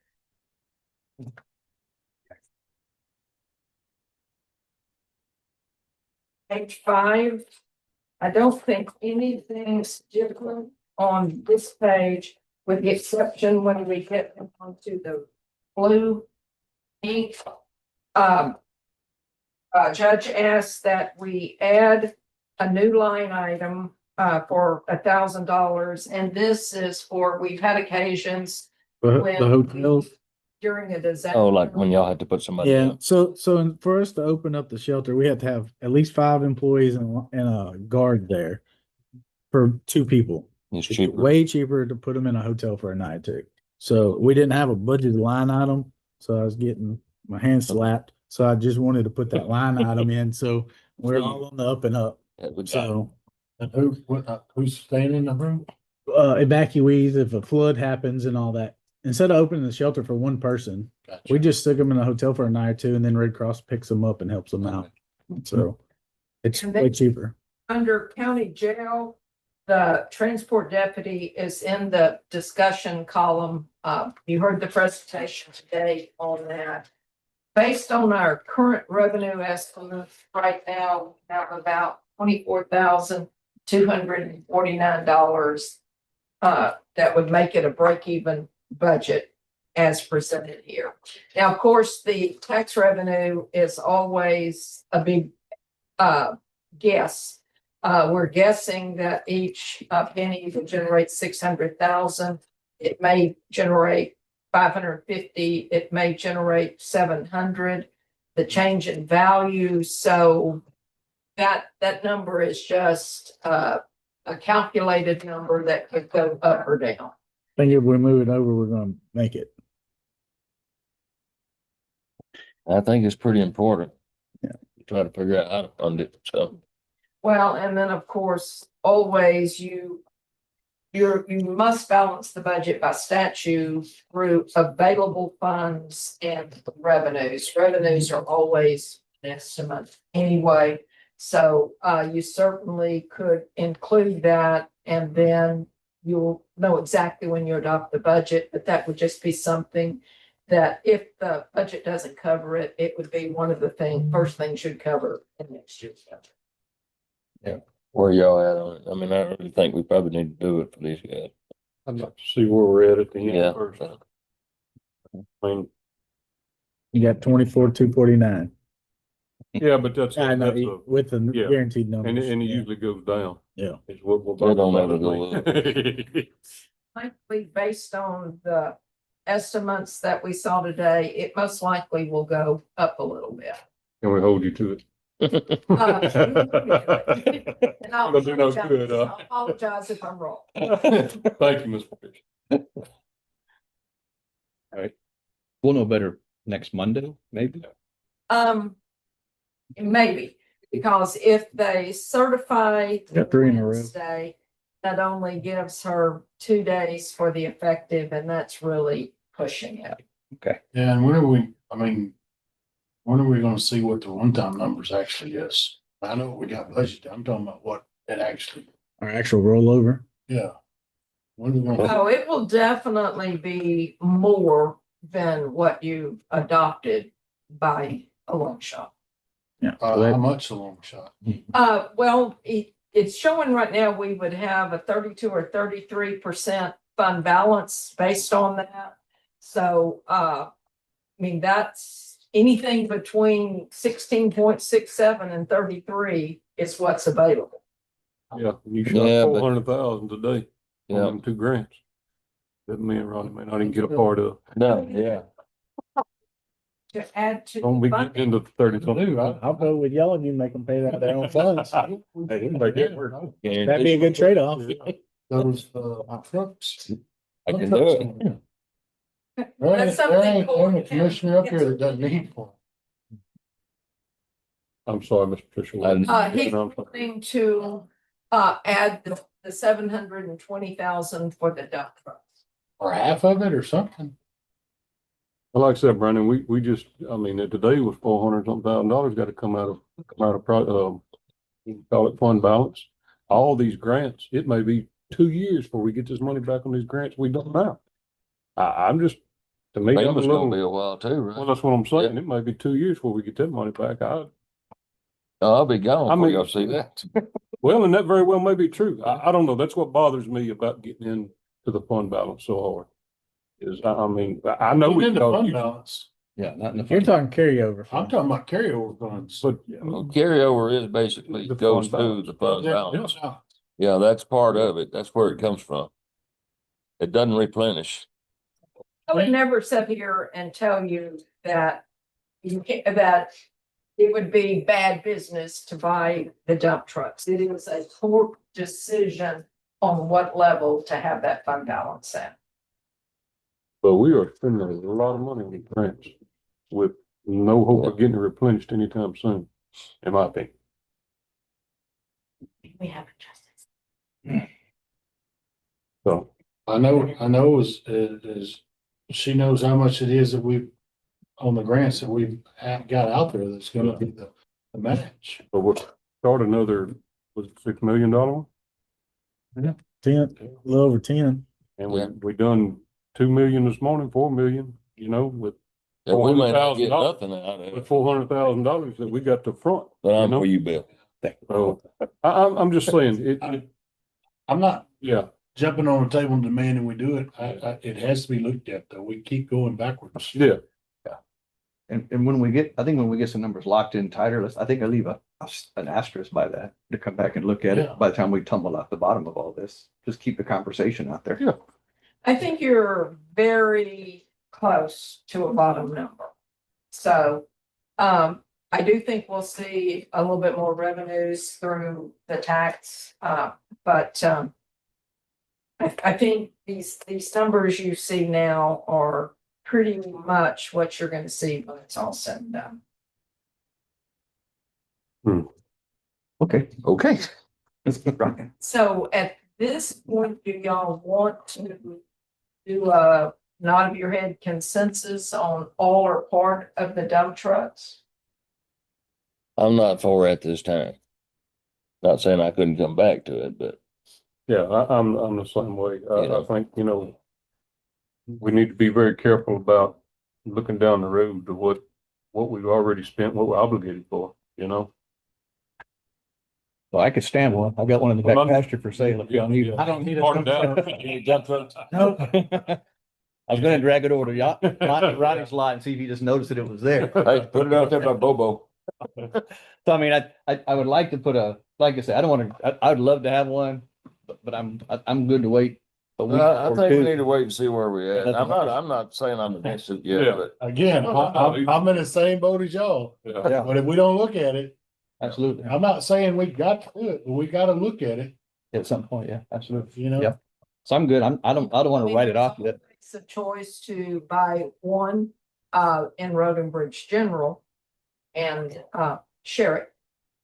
Yeah. that probably would be a problem. Probably. I'm not saying it would, but I'm saying probably. I'm gonna give it to Bill in December and January. Yeah, exactly. So did I hear the consensus to add the jail transport to the next budget we're going to bring back? So can I get a feel for that? I'd like to see us do it if it's possible.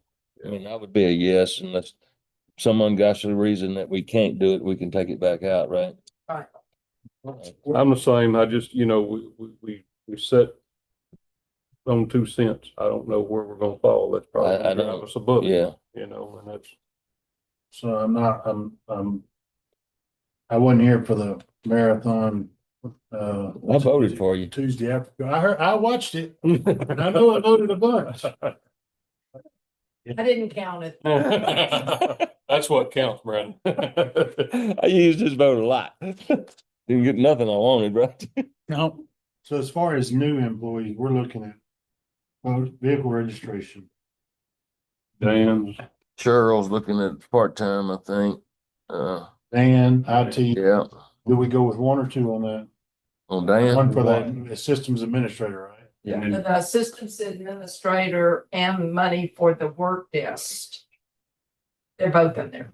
So the top of the tier and the bottom of the tier. Exactly. So that's two. And then Cheryl was part-time, keep her part-time position.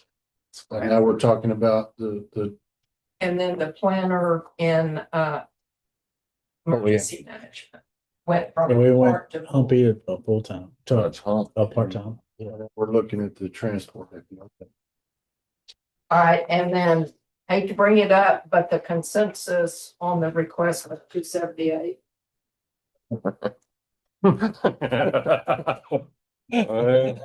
When you want to talk about the court report real fast? So government code, I know this. Quentin, would you come up here so I can hear you? yes, sir. Government 52051, I think, is the applicable statute. District judges get to set their salary of their court reporter. There is a cap. It's 10%. They try to go 10% greater than the previous year. It requires your permission.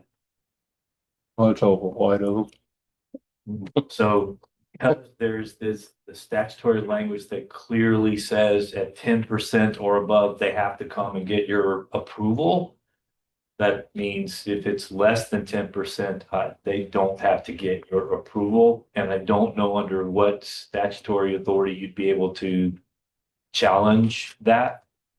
If you were bankrupt and couldn't afford to pay, that'd be a different issue.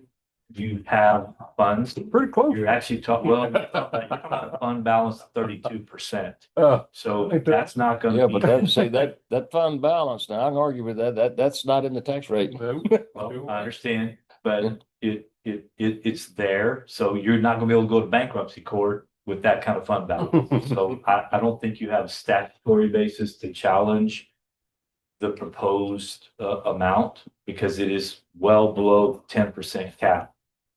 But I can expose them. That's all I'm about. You're welcome to voice your opinion, and you do. And I will tell you, there is hope for you. If you're all willing to stick around long enough in Walker County till we get to 1 million people in the county.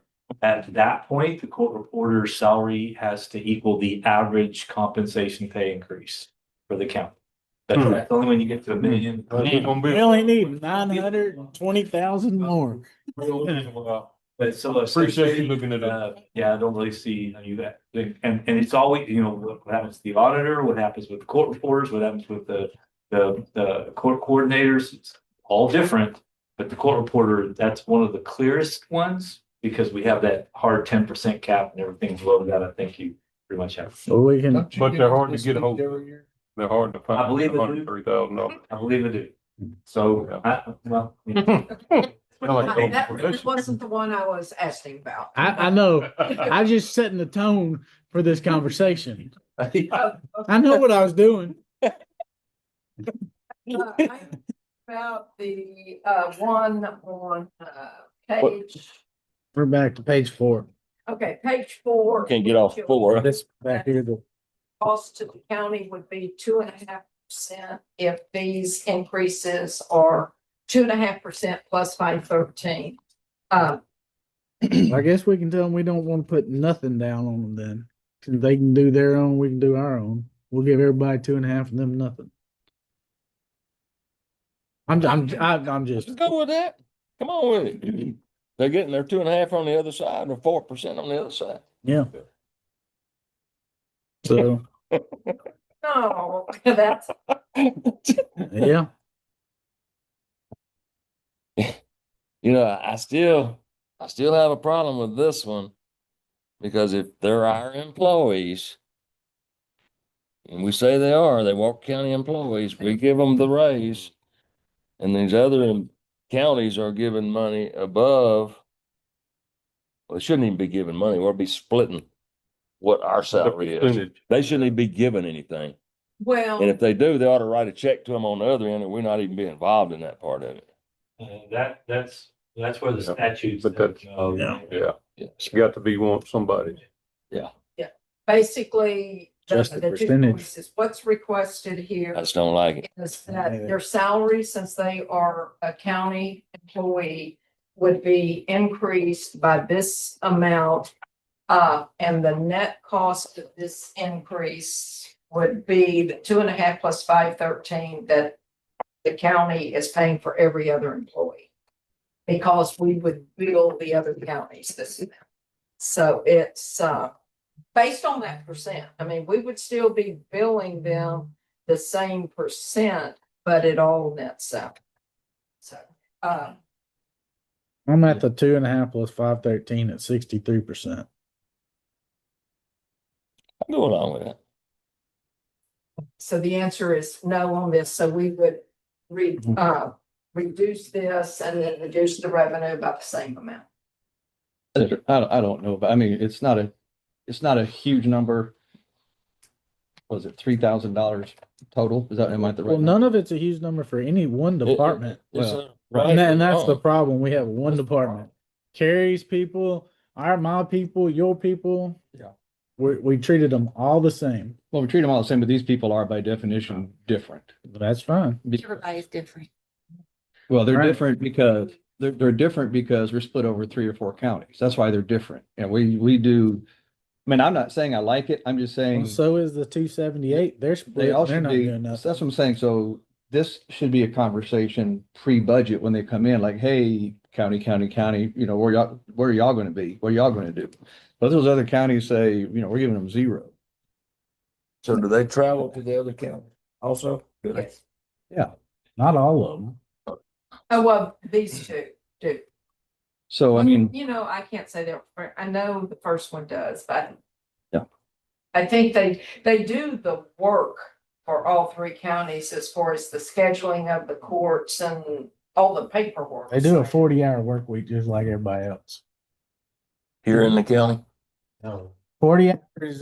They don't do 40 hours in Walker County and go do 20 hours in Montgomery, Okay, so- Madison County. so They do 40 hours of work Somewhere. somewhere. Okay. Just like James Ray does 40 hours worth of work at his building.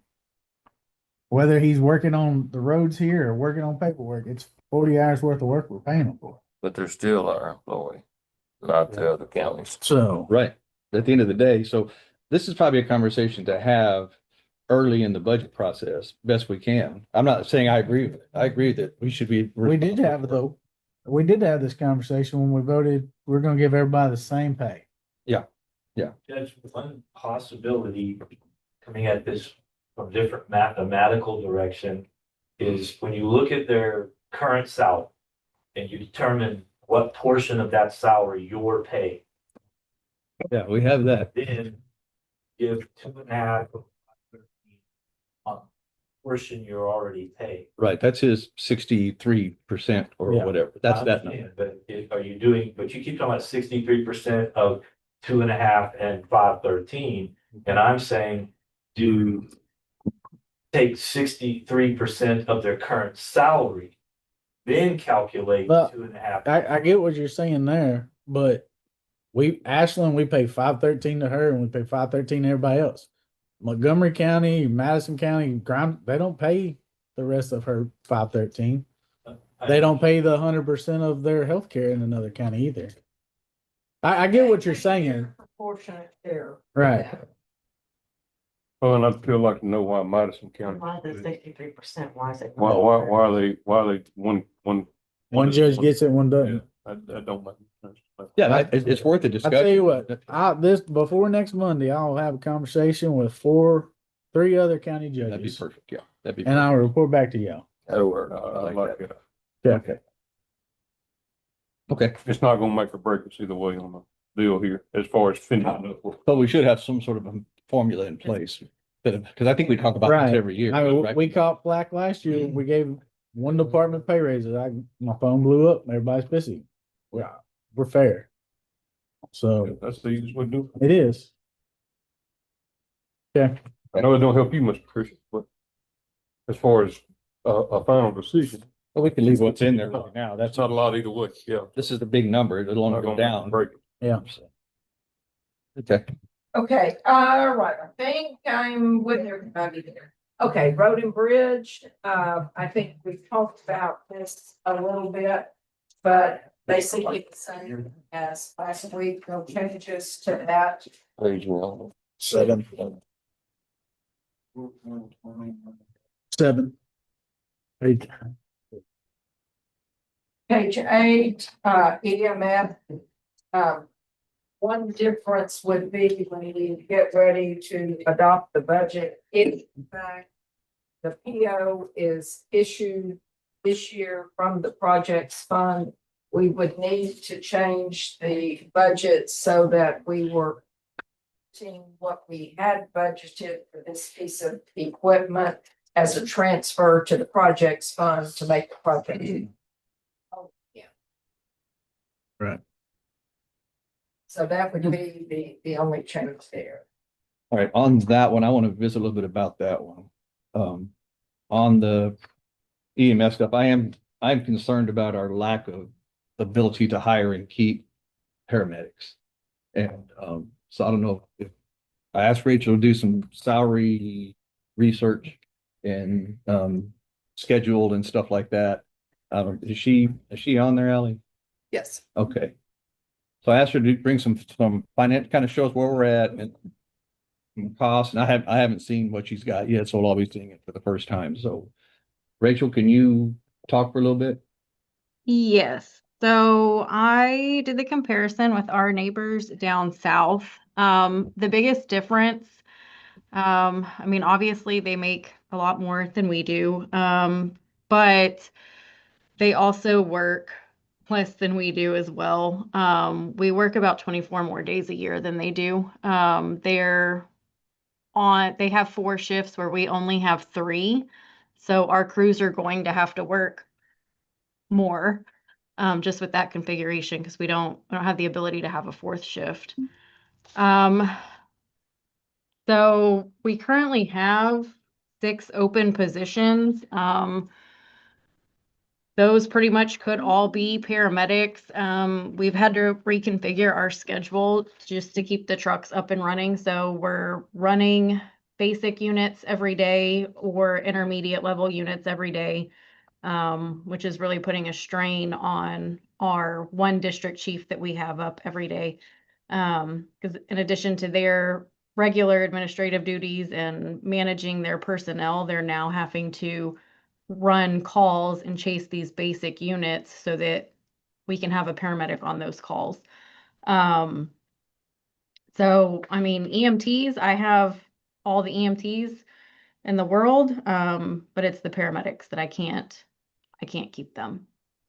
I can't even get them to apply. We have a hiring process this week, and I think we only have 2 paramedics that have applied. All right, can you share your screen or like I said, I haven't seen what you put together. Do you have something we could look at salary wise or anything like that? I have what Montgomery County sent over. Everything else is just kind of math, based on what their schedule is versus ours. I can certainly share what they sent over.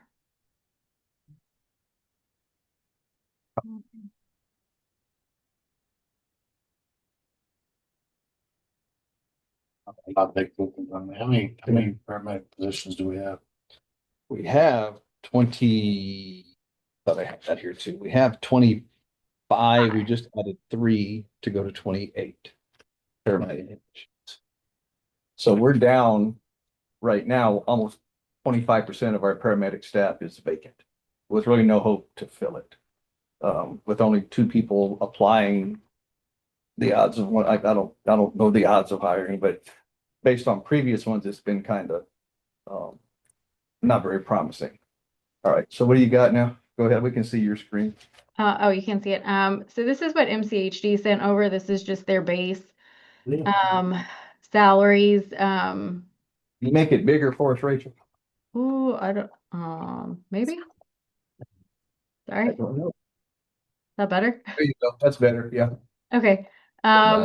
So in addition to them paying more than we do, they also have incentive pay for their employees, things like Spanish, bachelor's degrees, nursing degrees. That's something I kind of brought up in the past. I think 2 years ago was trying to at least do like stipends or something for our employees that step up into a fill-in supervisor role or an FTO role, to try to compensate them a little bit better. And that wasn't ever anything that we're able to do.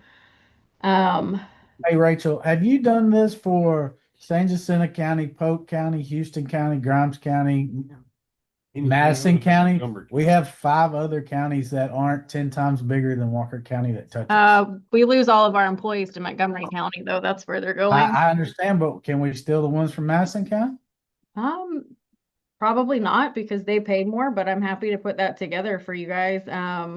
Polk and San Jacinto pay less than we do. We don't get many of those employees, though. They're kind of a different service over there. But I can certainly reach out to them and try to put it together. But when we lose our employees, it's because they're going south. Yeah. Not losing them anywhere else. Well, that's the way it's always been with any department. Yeah. Well, it is, but we don't have departments that are down 25% of their staff continuously either, that they walk in and tell you, I'm going to Montgomery County. You do an exit interview with all these people and they tell you that they're leaving for money? Yes. Yes, generally the ones that come in and are good employees, that's the reason they're leaving. We threw $3 at them last year. Mm-hmm. And how many employees on the paramedic side do you have than you had last year? Less. I don't know the answer to that. That's why What was the question? We didn't do. We give your paramedics $3 last year above every other employee in this county. Right. Mhm. How many of over retainment? How many do you have over what you had last year? Since last year, I lost at least 4 after that raise. So money doesn't share. Well, you can't say that. The right. Absolutely not say that. You got to have, I mean, look, okay, on our chart right here, I'm looking at the in charge, that 703, that in charge. our in charge, so their guy starts at 81,254. If it goes high as 101, our guy max is 71. So it's $10,000 right out of the gate. Bill, that's where it's always been. Well, no, but you can't, but you, at It's some been like point, that for 20 years. but I don't want to stand here with my hat in my hand and telling these people, gosh, I wish we had a better paramedic organization up here. I wish we could fill these spots. We just don't have the ability to do it. Well, that could be anything. Because we do. We That have the could be a ability to sheriff's do it. department, could be even your. What does your whole MCHD staff. stand for? What does We're what? a hospital. That's the hospital, okay. Yeah, that's who runs their paramedic. The hospital district does, Yeah. not the county? No. No. Hospital district. Yeah, Have we reached out to our hospital district again? They got enough money to try to build a $250 million hospital. Maybe they need EMS. They couldn't get away from it fast enough back in the 80s or 90s when Nobody could. Yeah, good. So we won. We won. Yeah. Mhm. But it's a responsibility we bear, and we bear the responsibility to adequately staff it if we're going to say we have one. I think maybe a lot of conversation, we should pick up the phone to the hospital board and say, hey, y'all wanna come back in? They already in because every Walker County resident is a Walker County Hospital District taxpayer also. So they're already paying for this. So it's not a matter of, hey, put it to the hospital district and let them charge more because now I they're. can go ahead and tell you, you can get a quick $750,000 by changing that state. To what? To let the hospital board build TDC and they can pay 200%. That's their contract. Ours is 100%. I just gave you $720,000 by letting the hospital build TDC. That's the first I have no idea what that means. We've talked about that from a year and a half ago. When we talked about UTMB coming in. Well, we need to look at it then. If that's something that's out there, we need to look at it. I don't remember the conversation. Maybe it's happened and a lot of water goes under the bridge. If that's an option, we should do that today. I got no issues with making that phone call today. What I'm saying is, we're getting to a critical point in our EMS staffing. If you lose another one or another two, we're not gonna be able to answer calls. You got 6 people missing, you're gonna have 7 people missing, 8 people missing. Pretty soon, the ones you're calling to make the call are gonna be like, I can't do this. I can't be on staff 24 hours a day, 7 days. Like, so we already work 30 days more than they work in Montgomery County because we have 3 shifts and they have 4. So our guys work to make the same salary. We work 30 days more to get there. So we need to figure out a way to get closer to them. We can't do it on the schedule because we can't afford a 4th shift. That's monstrous. We can't afford that. So you have to make it more enticing for them to stay here. We sell quality of life here, better lifestyle, better environment, and that's nice. But you got to be in the ballpark of the price of a salary for somebody for that to bridge the gap. A couple of bucks an hour, you can bridge that gap. When you're $4 an hour, $5 an hour, less than that, you're not. Like, if you live especially you live in South County, why would you come up here? Why wouldn't you just go 15 miles south in Montgomery County and make $20,000 a year more than you're making up here? So we got to do something with them. I don't think we can just put the blinders on. Hiring is an issue across many departments, not just. I'm talking EMS right now. Just saying. So that's what I'm talking about. Anybody else comes up to this department, I'll say right now, and says 25% of my workforce, I'm vacant 25%, I have no hope to fill it. I'm talking how to fix your department. I ain't far from that. Well, I understand. That's what, I understand that for it. But we didn't. We'll be shopping around y'all's departments. We didn't bring that as a discussion, but this one's different. If we don't have somebody in Road and Bridge and we can't go Blade Road, we got a bumpy road. If we can't respond to an EMS call with a trained person to get there, and that person, that's a responsibility that we take on. We say, when you call, we're coming. So I say right now, we have a district chief whose job is basically to oversee his crews. They go by my shop all the time. Here comes the ambulance, and here comes the EMT, and here comes the district chief in his SUV right behind it. So I know what it is. That means there's 2 EMTs on the ambulance, and here comes the district chief. So we have a paramedic show up.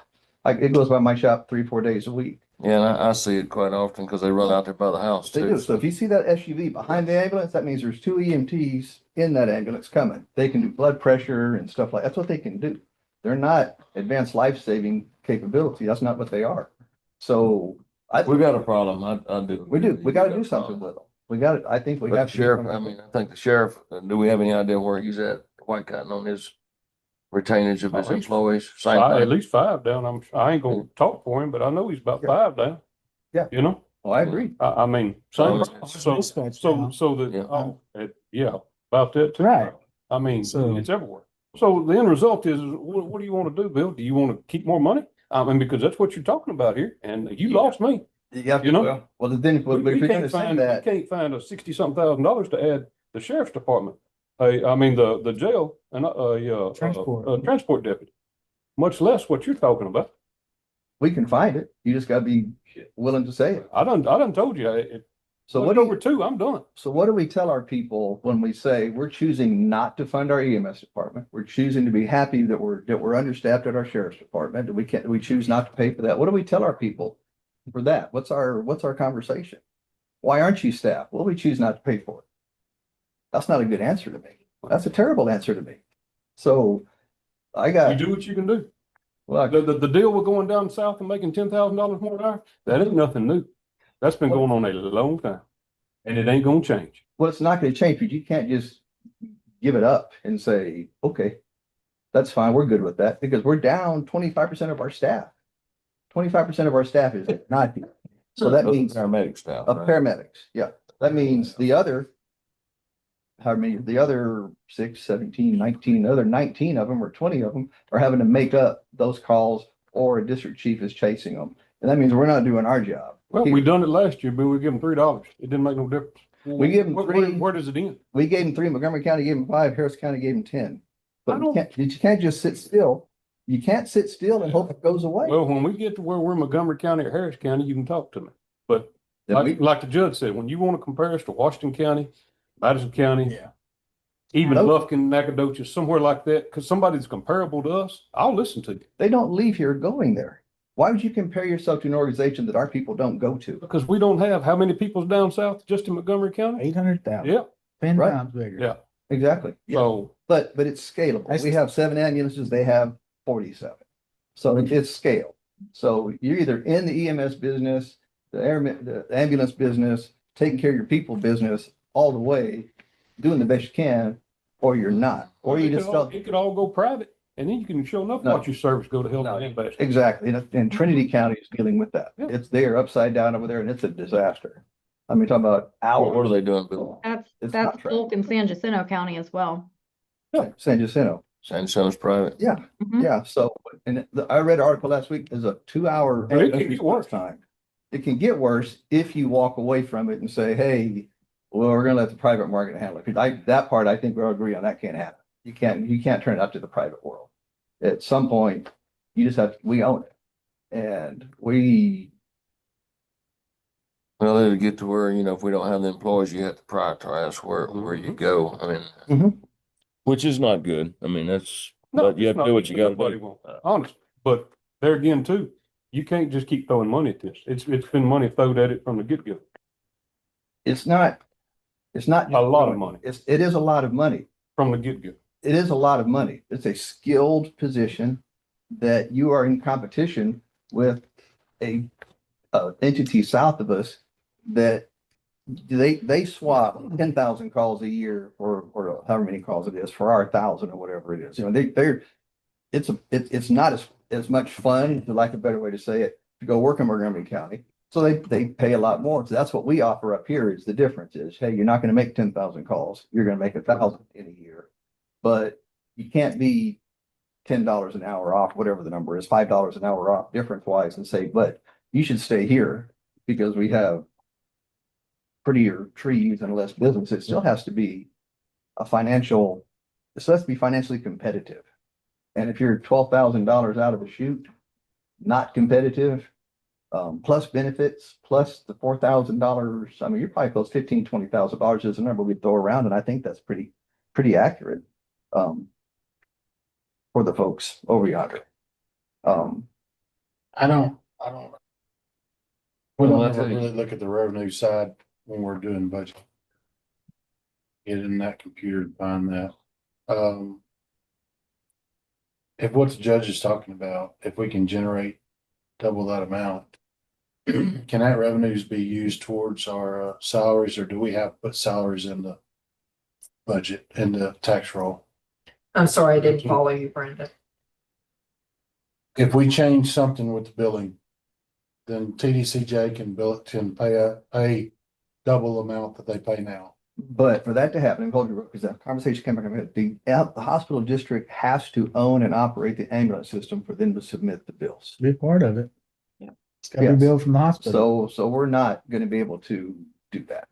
Because the So hospital. are you saying that they can pay the hospital district more than they pay us? You bet. Absolutely. I know that have. If the hospital district owns the ambulance service. No, the hospital in charge of billing it. It says the hospital builds UTMB, they can do 200%. But if it's a county build, it's a 100%. Medicare rates. And Medicare rates. I was going to pay, they're paying nowhere near 100%. Right. Right now, our collections from UTMB are drastically down. So I would be real hard pressed to tell you that. And Yeah, we're not Doan told us those numbers should be going down with the hospital on wherever unit. Yeah, I mean. We should be seeing a reduction in that. That's Rachel's question. How many less crews would she need if she didn't service UTMB? One crew.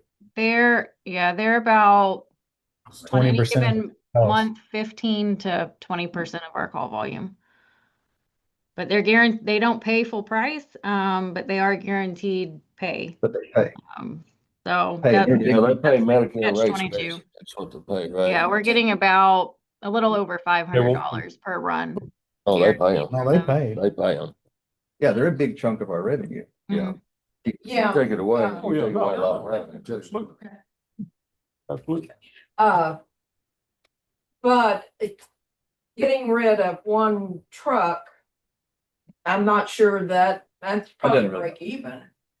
But I don't know that would increase revenue. Rachel, what are your thoughts on that? I mean, we added 6 trucks and currently we're still running 5 because of staffing. So I mean, the workload is still the same on our employees. And then when we're short staffed, they're still working harder because the call volume is still increasing the whole time. Not just TDC, the rest of the county. Okay, I didn't understand the answer. Would it be cash beneficial to not service TDCJ? Would the cost that would decrease be more than the money we're collecting? I don't know. I'd have to break it down and look at it. They can't I not don't service. think it would be super Yeah, great they- idea. I think the They county dial would lose 911 money, just like but everybody. I'd have to break it down. Dial 911 just like Yeah. everybody else. If we're only using one crew, I'm with Rachel. We need to have to calculate it, but it would not be a huge No. money difference off the top of my head. But I like the conversation. I mean, if there's something that can go through the hospital and this can happen, that's a conversation that needs to happen. Something in my head said we talked about it before, but it has to be a hospital run EMS. But if it's not, I know you and I talked to Richard about it. Yeah. When we was in. That's that letter I brought. Well, the from issue Faulkner to the with Ryder Bill. TDC, even with the facility that has the medical facility in it, they're still going to call 911. The other units are still going to call 911 when they have an emergency and they don't have medical personnel on. And most of the units do not have medical 24 hours a day. I brought that Ryder Bill letter from So Faulkner. we're not ever not just- going to go to TDC, if that makes sense. words, that would be awesome. Y'all voted it Yeah, down. no, we're stuck with them. We voted what? Voted it down. What now? Signed that letter for the Ryder Bill. That was 2 years ago. Remind us what it is, because I don't remember what it was. That's too far back for me. Yeah. I don't remember what it was. So Bill, in the calculation that you had asked for, each $1 raise to paramedic cost what is the cost to the county for $1 per hour Right. increase? Right. And that was 135,000, I think. So every dollar increase is approximately 135,000. That don't sound right. 28 employees. How many? Well, it's actually, More than that. it's actually 31. You gotta be careful when you creep these guys up. Yeah. That your paramedics don't go past your district chief. Correct. Yeah, I think it was based on, that calculation was based on paramedics, the, 31. and then, I think I originally told you 32 and it ended up being 31. 33. When you count the district chiefs and the paramedics. The district chief are paramedics. How many hours a week do they, how many hours a year? They're budgeted at 33, 32, I think. 33, 34. 33, Hours? 34. Yes, sir. 3,334. How many hours do they budget for?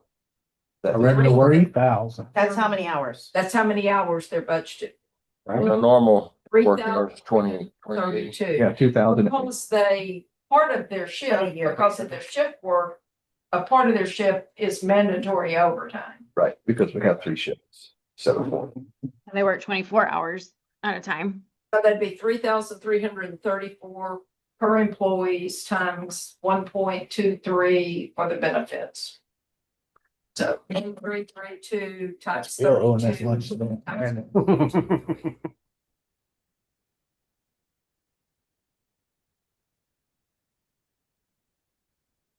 Yeah, right. 145 or so. Let's see. About I 140. didn't hear exactly what, 3,334 times 33 times 1.3 is 143,000 Yeah. That's per dollar. 4.23. per dollar. Per dollar. $1. Yeah, the benefits are 1.23. Brandon, not 1.3. So Howdy. Mhm. Messing up down there, Brad. Hey, the way with Ashland Leader, I can't round up at all. I round. Round up. That's a big roundup.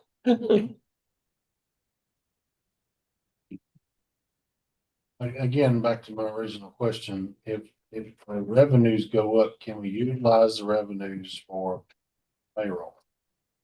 Or does the payroll have to be out in our budget Gotta be built in tax rate. and a tax? Yeah, it would need to be built into the tax rate, but the answer is, could you, at the middle of the year, see revenues are up? Could you increase the budget at that point? That's your question, right?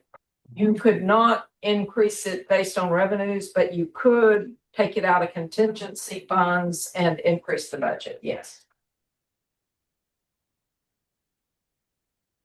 Although, unless things change, I think we're budgeted kind of the maximum we're gonna collect. Well, we're already talking about doing, revenue revenue plus 2%, 2 cents. What everybody's talking about, right? That is the consensus today. And the way you've got it figured, we got $24,000 left. Right, but keep in mind those taxes until that final's done, that's a flexible figure. But yes, it will probably be more than that, but not. It ain't that flexible, Brad. No. We're about flexed right now, but. Yeah. And I don't disagree with what you're saying, Bill. I just don't know if we can get there. well, You know, we can look at it and see where we can get. get there. We can. Well, we can get there if you go above the 2%, 2 cents, or not 2%, 2 cents, but. I don't think, well, you can't go over 3 cents statutory. Well, yeah, you can. That's your voter approval rate. No, we won't know that number until we get it. Yeah, that number you won't know anyway. So we're at what, 44.1 right now? Is that our tax rate? 4403. 44.03. Yeah. So we'll go down. It'll probably, I don't have a feel this year for what we're gonna be. I think a couple cents, maybe 3. So we may end up at the same number. I don't know that answer yet. I think we'll have something quick, Patricia. She said she would start working on it after Wednesday when they start. Sometimes it goes fast. We can hope for Monday sometimes for the it doesn't special go session. as fast. If not, it'll be next court. We should have something. Yeah, and maybe that's when the conversation, because there's. I bet y'all sleep on. And I also think, I don't know what it'll cost. I don't either. I don't know what it's gonna cost. I think at some point, we're gonna have to call our salary study people back up and do a kind of a refresher. Like, so we have. Yeah, we done messed up the salary study. That went out the window about 6 months after you got paid for it. The salary study was done right before I took over, and when I saw it, it hadn't been done correctly in our department, but I inherited that, so I didn't get to participate. Yeah, so I think it's, but it brought us some good information. And we didn't really do the process that much. We didn't really have that many people asking for, for increases and stuff, but last year we had a couple, this year we had several. And it's really every 3, 4, 5 years, you need to go back to that thing anyway and just see kind of where you're at. You get a $10 one from HGAC for all the 14 counties included in HGAC. HGAC guy, get us one of them. I'll give you $10. I don't know what HGH, then you have to do all the comparisons, all the. Did y'all fill out the Walker County part? Well, there's nothing I don't wrong know with if the they salary did or not. study. Other- Amy, I see you're online. Yeah, they did. Looked at it. But Yeah. I think, Everybody's gonna reclassify and. Oh, yeah. but if we don't put one in place, then that's what we have to do. We have to look down and, I mean, we had a bunch of them this year. Hey, I'd like to move this guy up here. I'd like to move this person over to here. And up to But all it is playing the game. Yeah, That's the way it was before the salary study. yeah. So we need to get away from that. And Yeah. we did good for a couple of years. We Yeah, you actually move the did. salary study up, the salary study is nothing wrong with it. You just up the dang market value Across the board. across the board. Amy, you still online? Yes, sir. You participate in all that information that HGBC was requesting for salaries back 6, 8 months ago? I think so. I think we filled it out. We chose not to buy it at the time, I think. Yeah. We were gonna let them process everything and then send it. But I think we did the high level maybe. I don't know if we went all the way to the bottom. Like they asked for, say, like 300 positions. I think we Yeah. hit the top level. Okay. I'll work on getting that. Okay. Look at too. I got no. Any information is good information. This year, to your credit, most of the pay raises were like, no, Yeah. So to kind of keep a level. I think I did that all 3 budgets I worked on, but Yeah. So, but it's, things change, jobs change. I'm consistent. Some, nothing wrong with consistency. No, it's the key to life. but some jobs, and we talk about it here, some jobs, it's better to pay a person, like at the jail. We talk about it's better to pay overtime at the jail than to hire another jail.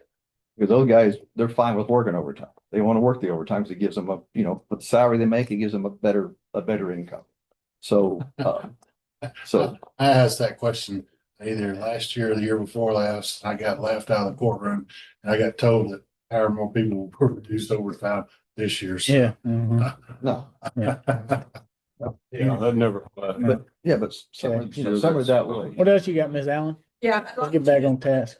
Packet, so you know what's here, so that, when we meet next, that you know where to go to look. Okay. Going to page 9, that is the general fund summary, which shows based on the consensus, last meeting, does not include, the transport deputy. You can see what the budget would be by department. You can see that on page 11, that our fund balance is about 33%, at the end of that budget. And you can kind of see the summary of going All right, from hold last it. year's I want a budget to this clarification. year. When I was ESD, fund balance was one thing. Rollover money was the other thing. Boy, we've been talking here, fund balance is the same as rollover money. Except in road and bridge. In general fund and the other funds, when budget year is over, the money rolls back into what's called fund balance. In road and bridge fund, the money that's left over at the end of the year automatically gets added to your next year budget. Projects fund is the same way. If it's budgeted in projects fund this year or past year and it's not spent, it rolls over. The other funds use it or lose it. And if we've got something in progress at the end of the year, you'll see a budget amendment that moves it from general fund to projects fund. So there you go. All right, so fund balance means money not spent, not transferred to projects. At the end of next year is estimated to be 33% of the budget. And that calculation is that 11 million figure divided by that 34 million. And you spent 2 million of it today, 4 million. All right, and then you've got about 20 pages of such. On the other side. What's budgeted in what department and whatever. Go to page 63. All right, here's general fund. And if you'll notice, one of the differences between this fund and general fund is that you look in the it's estimated that you're going to spend all your money, you're not. And then what you don't spend of this amount rolls over and becomes part of your year's budget. So look at all that money y'all got. And that money does not include grants. Grants are on top of this budget.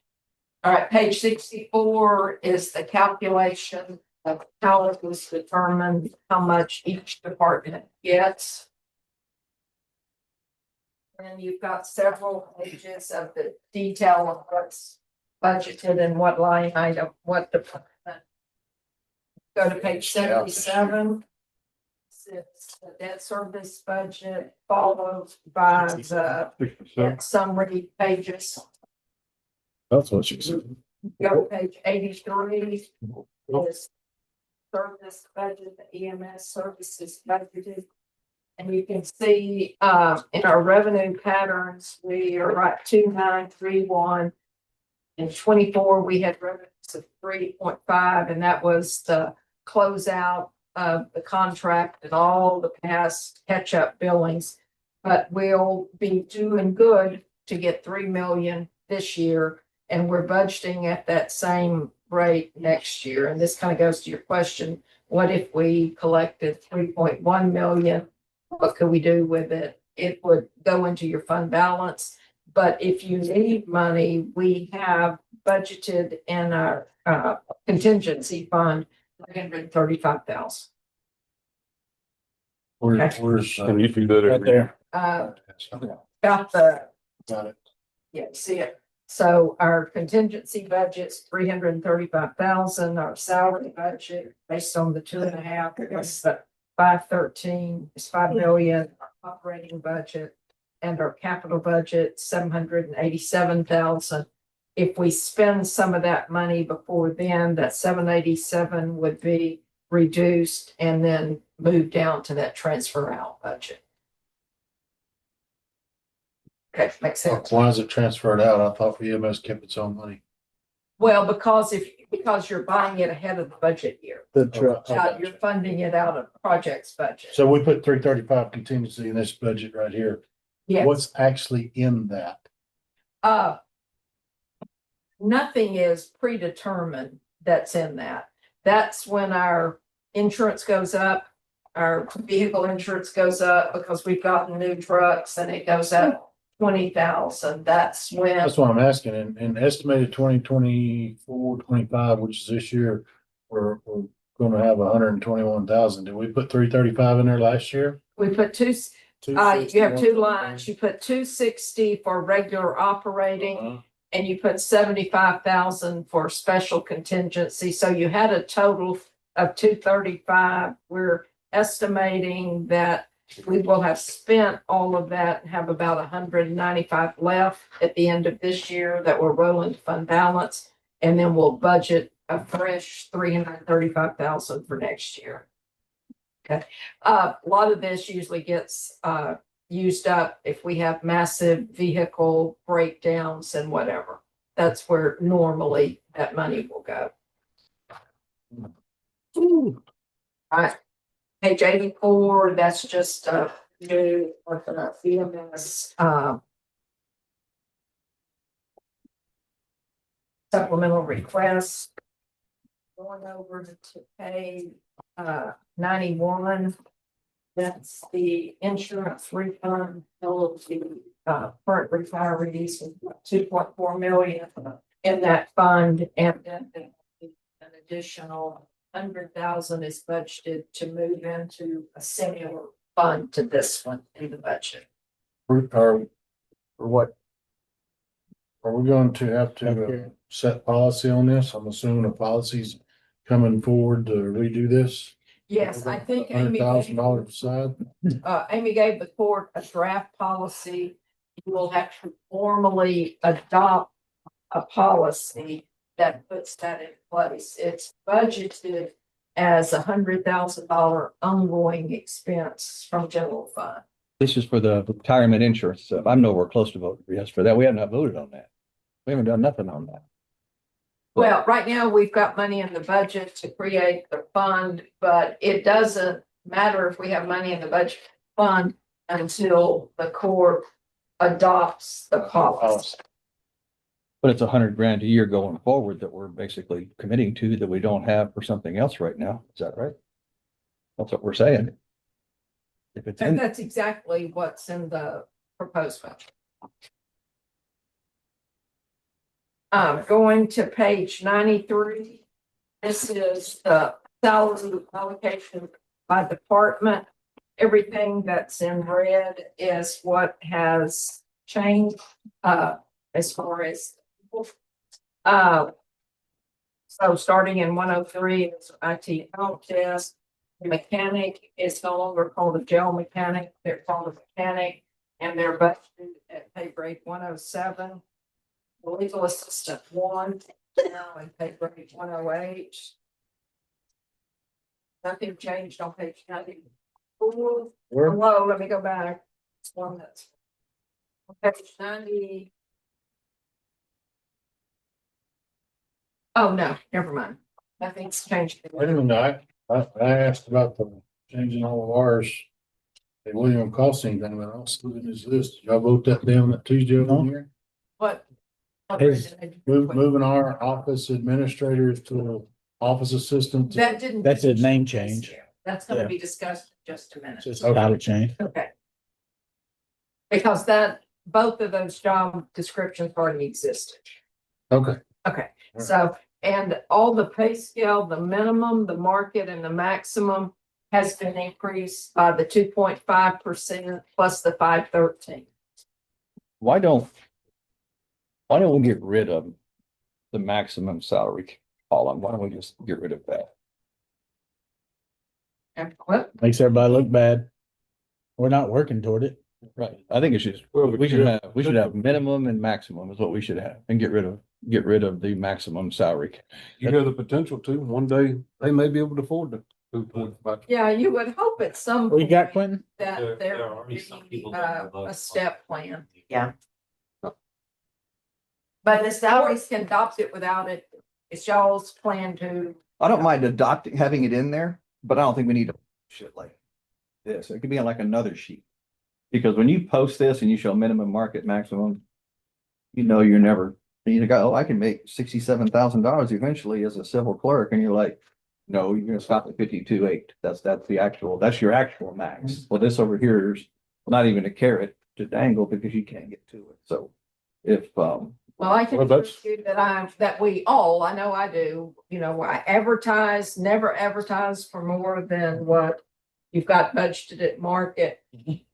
And you make it very clear that county does not have a traditional step merit Right, we don't. plan. It's Yeah. an annual increase unless the policy changes. So, And that's why, 2 years ago, maybe it was last year, longevity was looked at so hard and raised so much.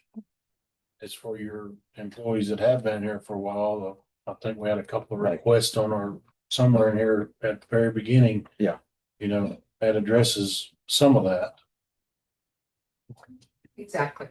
Yeah, we did. Just a thought, the salary study, when it was done and everything was put at market, that was supposed to be a 8 to 10 year roughly employee, 6 to 8 employee. Yeah. Across the county, there are several people that are not 6 to 8 employees that are being paid at market.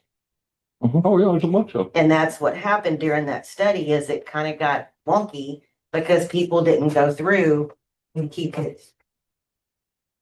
None of mine are, well, I have one that's paid at market. The rest of mine are not because they're not 8 year employees yet. Yeah. But then you have nowhere for them to grow. So now I have a 10 year employee that's paid at market. So she is only subject to pay raises y'all give versus what that what that maximum over there is showing. Majority of, oh, Mhm. Just thought. All right, then going to page 96. Now, this is the employee allocation by department.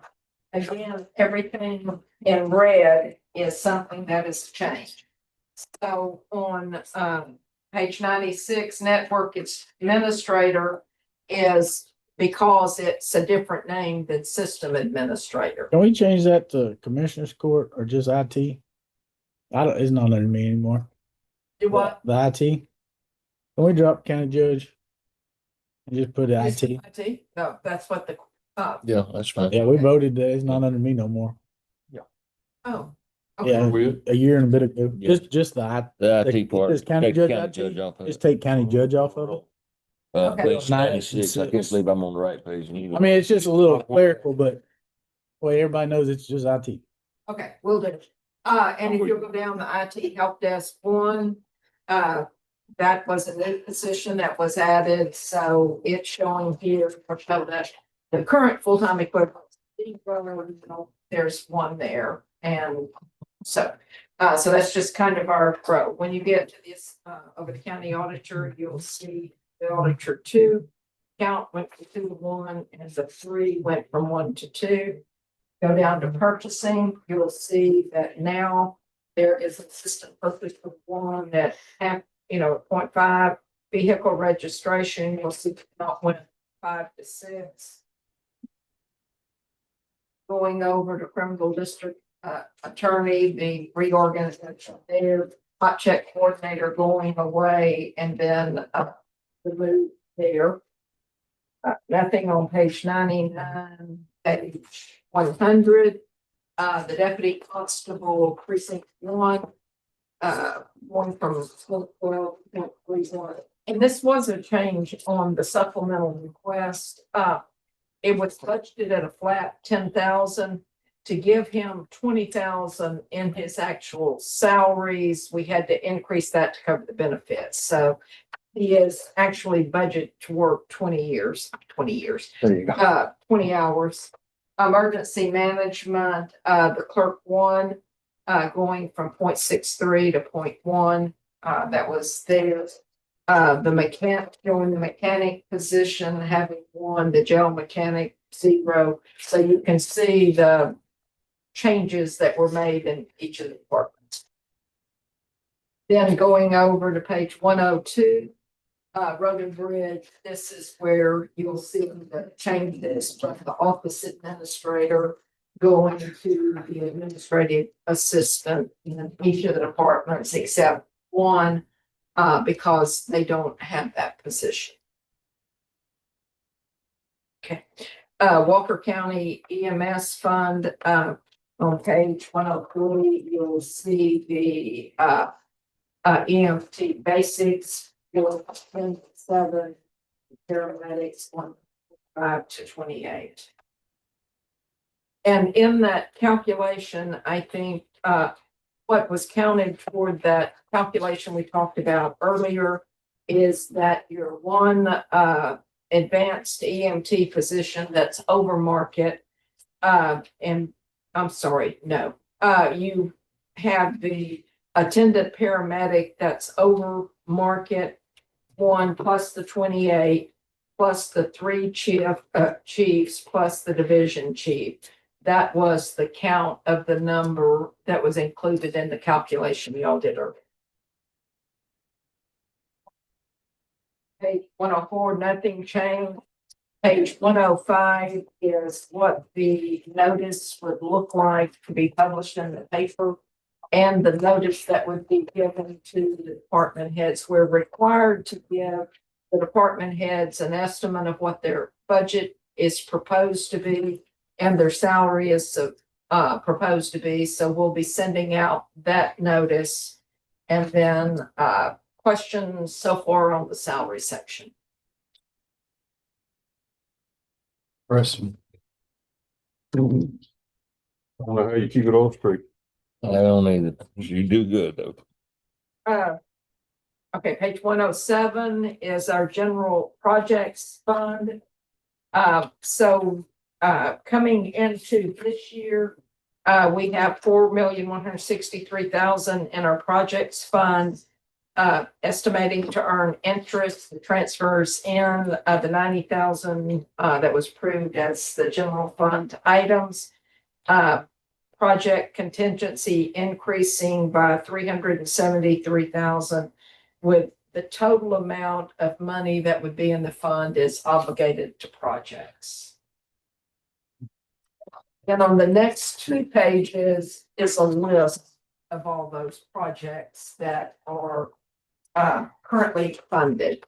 So if y'all want to take time, we can go down the list, or you can look at it. There's several projects that probably need to be closed out when we get to the end of this budget year, where there's a little bit of money left.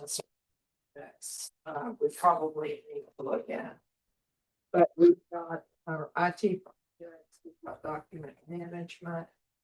This NCIC is money that's available to the jail for technology, the court security system. There you go. If there's any you'd like to talk about, we can visit on those.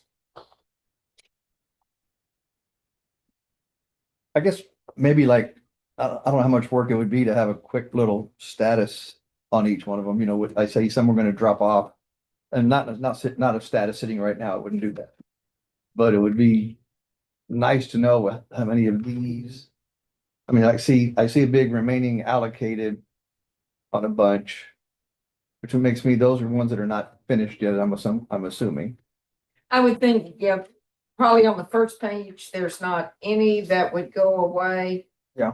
Except until we get down to these emergent, well, let's go under public safety projects. Central dispatch would probably stay.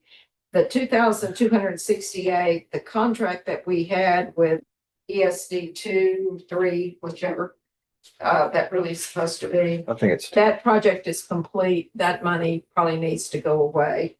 The generator grant match, that's kind of active right now. We'll probably have a clearer picture of what we're gonna need there. Emergency management projects would probably stay. Yeah. This public safety projects, they probably need to charge something to this and get it cleared up. OEM building plans, this has been here, leftover money from a long time ago, probably want to close that.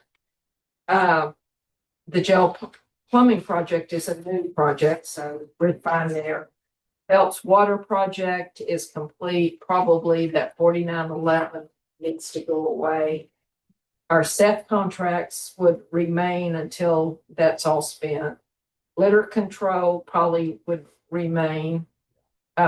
So there's just a couple. okay. that would Not go it's not a away. whole bunch. So no big dollars there at all. Okay.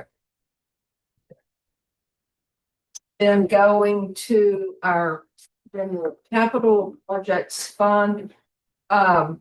We have about 5.9 million expected at the end of the year. probably will earn 187,000. And the budgeted 379,400, which is the interest that's earned that's not been rolled into a project. And then this would also be a funding source for long-term projects, should something come up that y'all needed some money for in that one. So is that sufficient amount? And then the last page, 111, is the copy of the dispatch budget that was approved. So just to give you a big overview, what is not here is the statistical funds. There's about, legislative funds. There's about 25 of those, but generally, we estimate the money coming in. So we'll try to have that forthright next time. Woo. Everybody got all that? Test on it here in a minute. As long as I have Patricia available, I got it. No doubt about that. I've got some of it, but All right. how much did I retain though? Not bad. Oh. Thank you, Patricia. Did you hear? I didn't hear it. No Yeah. better. He doesn't think he's gonna spend that much for that vehicle, but he wanted to put in to be sure that he had enough. Okay, so we still haven't addressed Constable Hill's Tahoe. So whether he wants a truck or a He Tahoe. definitely wants the Tahoe. Okay. Definitely wants a Tahoe. So As that of was this one-time money. point, it's in, so that's not. Yeah. I mean, if we ever get that generator, new one for that, I asked him about the tower out there. I can't get Oh, it. no, I have a Tahoe. But we approved, right? Well, we were gonna use the old. All right, anybody, We We still approved by the what mill. you got? I haven't heard anything back about the I was wrong. bailiff crap. Oh, yeah. Nope, they can't even get a meeting set. So, Let them hash it out amongst yep, themselves. they're gonna all get on the same, I'm gonna update y'all on the bailiff meetings.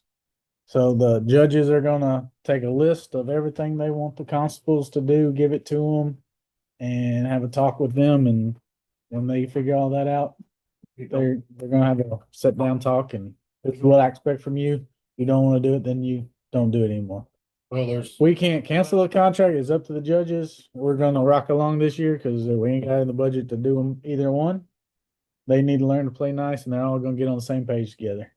That's my opinion. and So- that goes back to page one. We couldn't even get a meeting set between all of us, so. So allowances are one thing. Oh, man. Allowances for the constables, that is the 85-80. What is that allowance for? That is the Service. constable allowance, and it is a flat amount, does not receive the 2.5 plus 513, unless that's something y'all want to do. Is that for the bailiff and saying, or? Yeah, district court. There you go. 85-80 is the bailiff. That's what I thought. Just want to make sure I knew what I knew. Exactly. And then the next last column is the car allowances for the JPs. Yeah. But I got anything else on budget? Okay, so is everyone Sure. okay with me Oh, yeah, he sending sent it. this out to the department head, showing them I the got that. projected salary schedule and what's in the budget at this time that will be discussed at the next meeting? Sounds good, Patricia. Whatever Yeah. you say. Doing a great job. I'm proud of you. All right, any other public comment? What is, got this county I clerk? got some, but I probably don't need to say them. But, hold on, questions from the media? Commissioners Court, That's you, Brandon. The EMS. yeah. That lady sent us a letter asking why we're using an out-of-state company to do the billing. And it's because we save how much money for the billing company? Oh, see. Well, the main reason is we put out an RFP Right. and that of the I got ones that that. responded, it pretty much, yeah. But They she's- gave the best quote is. Right, but they saved us 4% on billing or something. It was a It good was a bit, lot of money. substantial. yeah, on $3-4 million bucks. You So, followed the procedure to hire them. That's- right, Okay. but I Yeah. thought that'd be good in your box up there. Anything else in Commissioners Court?